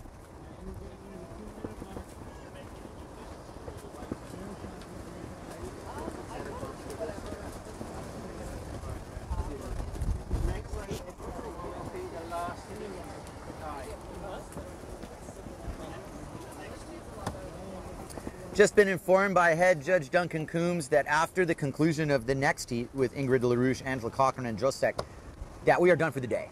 And we're going to hand Hookipa back to her homekeepers, the surfers. And they're already starting to take over the lineup, actually, and that's what happens at about 4:30 every day. 5 o'clock, oh goodness, it's happening later than normal today. Well, that's because we have the permit for this event, and we can basically tell the surfers not to surf here. But we're not going to do that for anything more than 20 minutes.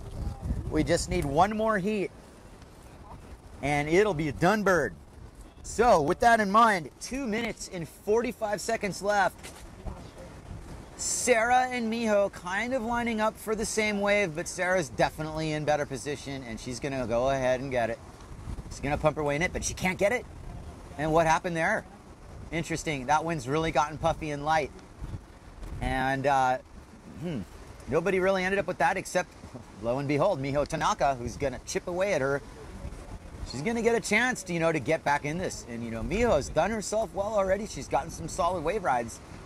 Maybe not the oohs and the ahs from everyone else, but you know what? She's chipping away at it. And this is going to matter right here. Because this wave's going to go the distance, and she's going to get a scoring ride out of it. And before I say anything else about who's in first, or second, or third, let's just watch Miho take this home because that was pretty solid. She got a lot of turns on that.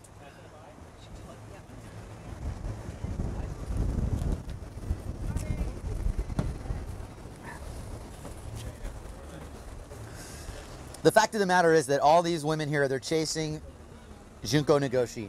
She is the queen of Hookipa. Current queen. Out of not really a long line of queens. We've had a few queens of Hookipa. You know, in my opinion, Debbie Brown. And then after her was Jennifer Gately Henderson, who's phenomenal wave sailor. Kelbiano had a few wins.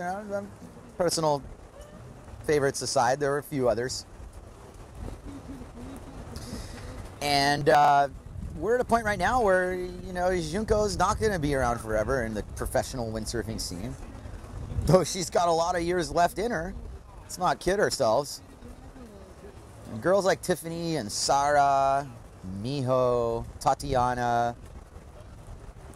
There's a generation here coming up. And that's what we really want to see. We want all of you young girls out there who's watching, see that these girls have worked their way through the ladders and worked their way up into a situation. A lot of these girls are sponsored riders now, and they have support from companies, getting some coverage in the mags, and they're part of the scene. And that's, you know, that's what we want. We want the new blood. We want, you know, the old guard just as much.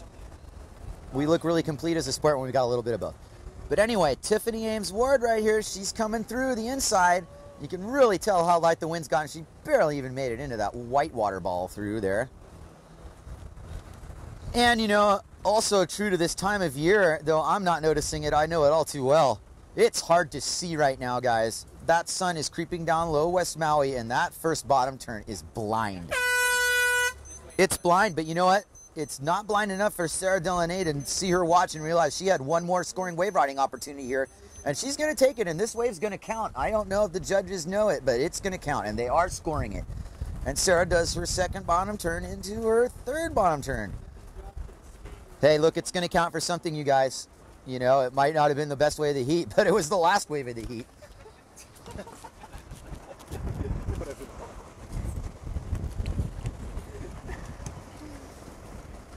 And that heat's over, by the way. And as sailors start to slowly filter in from lanes, there goes Brazinho. Thanks, Brazinho, for reminding me that I can't do that. And there comes Francisco Goya. So, you know, whether they're in the contest or not, everyone came here to sail, and I think that's what it's all about.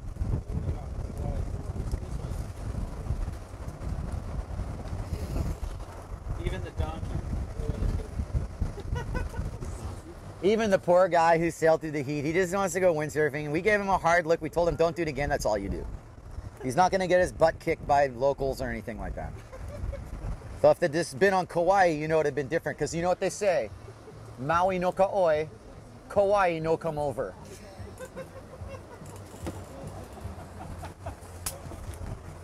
And that's how they play the game. Can you see if there are people on Kauai watching? So you'll do that. I think there is an analytics on there.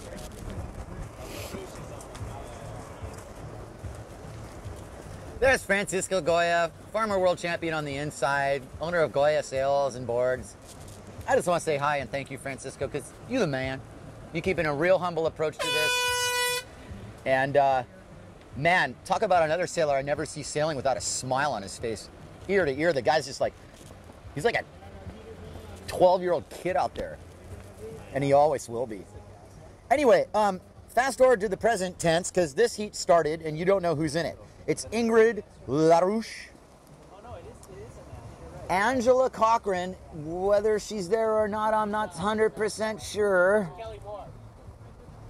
Oh, okay, well, why does it say Cochran on here? Oh, okay, so Kelly Moore is in Angela Cochran's place, and since I know how to read, that's not something I was told. So anyway, Ingrid LaRouche, off the top on her first scoring wave ride. She's a smart competitor, and that's why she's the AWT reigning champion, multiple event winner. I need to make it clear that he doesn't come with live webcast. All right, Ingrid got a pretty good score initially on that, though it wasn't really a huge score. It was good. And we'll take it.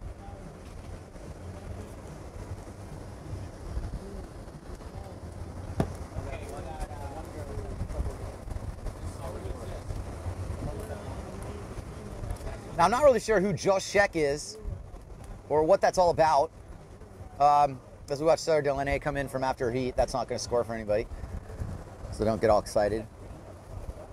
You know, the only person I can really identify positively right now is Ingrid LaRouche. This... Yeah, Miho's not in this heat. She's coming in. She was just in the heat prior. And so I guess on the outside it's Kelly Moore. And so that's your battle right now. It's Ingrid and Kelly. Since Angela's not doing it, or at least that's how I'm being informed. And until I see who's on that Green Hill Pride for sure, I'll just call her Kelly Moore until I'm told differently. Okay, it's Kelly Moore. So we think. Anyway, Ingrid LaRouche on the inside kind of snaps one under. You kind of stole that wave under the whole entire pack. And she's not dropping in on any surfers. No, no, no. Good etiquette and pretty nice style off the bottom, actually. You know, Ingrid's not going to go crash the house with any sort of really gnarly. She's going to sail smooth and smart. She knows how to keep her scorecard alive. She knows how to keep moving and keep the score sheet full. That was a situation where if she had chased that wave any longer, she'd be in the channel and she'd be out of contention. Now, outside, if that's in fact Kelly Moore, that's one of the nicer waves I've seen in a while. Okay, now Kelly Moore tacked as if on command. That's definitely Kelly Moore, who definitely just failed a huge opportunity there. Oh, we like to see those tacks executed to perfection, but you know what? Whatever. She'll go back out. You know, it's one of those things with the sun. It's almost good that the sun's going down because now you can see again. And you know what? Kelly Moore might be able to atone for that early miscalculation. Or maybe not. Boy, these early heats and these late heats are just brutal. It really comes down to, you know, who wants it more at this point, but it's also a little bit of luck. Ingrid's going to make her own luck. She rode all the way to the inside. She knew what it involved. She knew that it was going to involve having to go back outside. Now she's got to make it back out in a kind of a questionable wind situation. There's nothing guaranteed here. She's going to float her way, bob and float, until she gets to the point where she's going to pop over it. So, you know.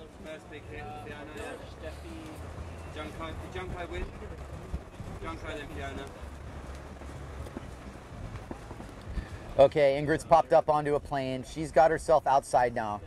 Kelly Moore's kind of, you know, she's getting ready to set up something, but she's being really selective. I don't think she wants to be on any garbage insider. In fact, she's got a really nice looking wave. And Kelly Moore, you know, belongs in that conversation at all-time Hookipa women shredders, actually, because in her day, she was doing the best aerials out of any woman, hands down. And I would be really psyched if she did one right now. Kelly Moore, household name in wave sailing. And that's a good little lip contact. Kelly getting a little bit under the lip contact. Boom, boom goes Kelly Moore. Well done. She waited all day to sail this heat, that's for sure. I don't know if she was awake at 5 in the morning, but she definitely waited all day. All right, you guys.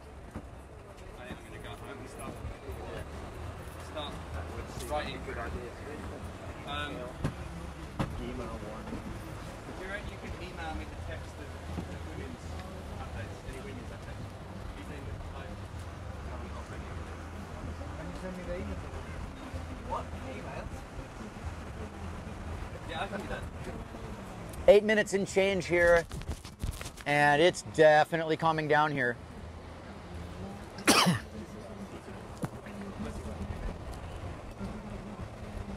However, in the balance of power here, Ingrid's outside, Kelly's inside. And as long as there's not a big set coming, it's not going to really favor either.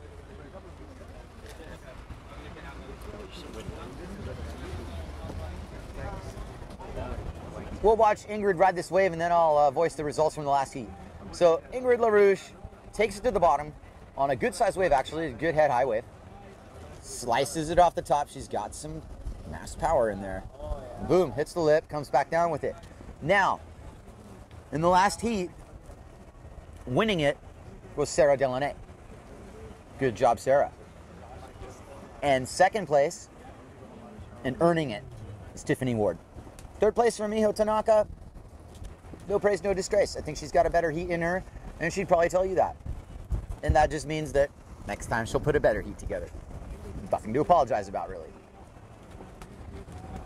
All three of those girls in that heat ripped and caught waves and filled their scorecards, and that's what you ask for.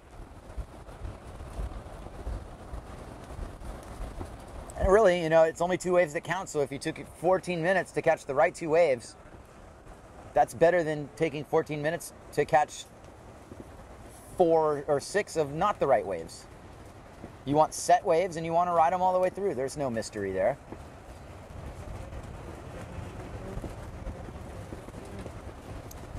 All right, let the record show that we've got 6 minutes and 40 seconds left in the final heat of the first day of the 2013 JPAWTPWA Aloha Classic. Oh yeah, can I have that back? I'm sorry, I know you know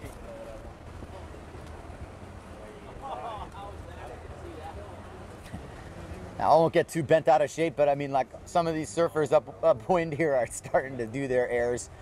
I don't know if you know about the fact that Maui's got a massive amount of surfing talent.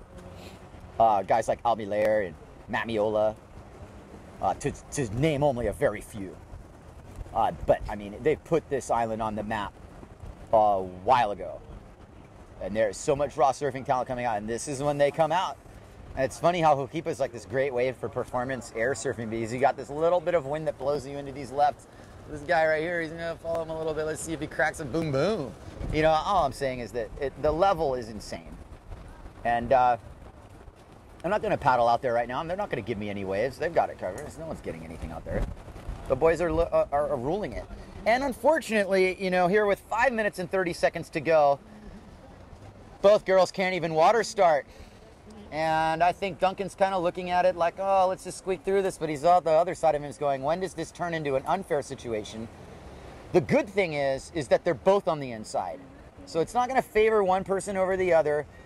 Both of these girls are effectively kind of dead in the water right now. And unless we see a marked improvement, we can start watching some of this free surfing a little more seriously here, because that's the only thing to watch. Huh. Anyway, without naming names, not naming boards, you're watching the, you know, the Hookipa is kind of like, you know, the performance surfing capital of Maui right now. And predictably enough, Duncan has raised the guillotine on that heat, and that is it. And that is nothing else but, is that the end of it for today? I don't know. I think it's probably most likely the end of it. Okay, Jason, we can break her down. All right, so that is it. With 4:20 to go, mark, and that's it. That's the end of day one, and you know that was probably the right decision. And even more so, credit Duncan Coombs for not keeping us here until 7:30, giving Hookipa back to the local populace of surfers who now appreciate that last horn blast. They know it's over, and they're out there to surf. And we got plenty of sailing in, and everybody's happy. Announce the winners when they're ready. I'll just keep it live to them. Cool. Well, flip the camera one more time. Huh? Flip the camera one. Yeah.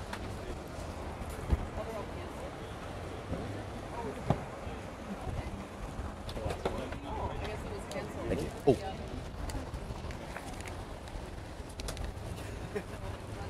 You got a pair too?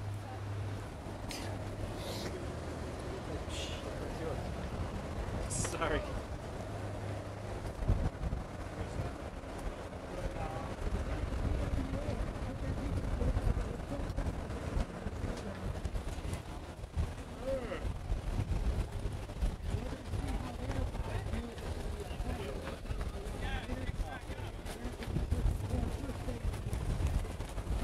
It's kind of good. A little more to the left. Good. Punch me in. All right, you guys, that's a wrap for today. And just to go over things briefly, for all of you who may not have gotten all the action, we got 2 rounds of pro men's trials done. Without naming names of people advancing, we'll just get into the simple nitty-gritty of the fact that we're basically into round 3 of the men's pro trials, and that's getting pretty close to the top number of riders that are going to advance into the main draw. So we did get a lot done there. We got through 1 round of women, and that was definitely a good show. It was 4 heats strong, and we just almost made it through all the way. We're just 1 heat shy of that. We got Ingrid LaRouche, Kelly Moore, and Josek, who just missed out on a chance to seal the deal on that. Maui's delivered one more time here, and it's a testimony to everything that, you know, all the effort of the AWT and PWA combined to make this happen today. We got lucky with conditions. I didn't expect it to be this good. I don't think anybody did. So, aloha until tomorrow. Thanks for tuning in. It's a wrap.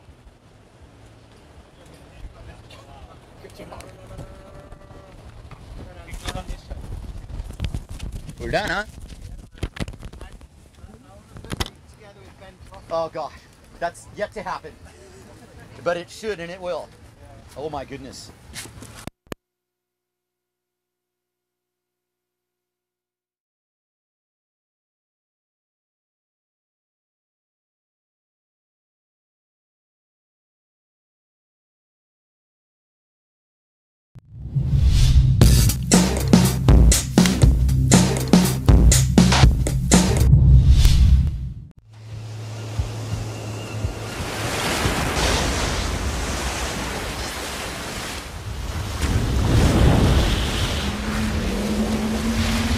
I'm Flo Jung, my Maui Ultra fins are the X Quads.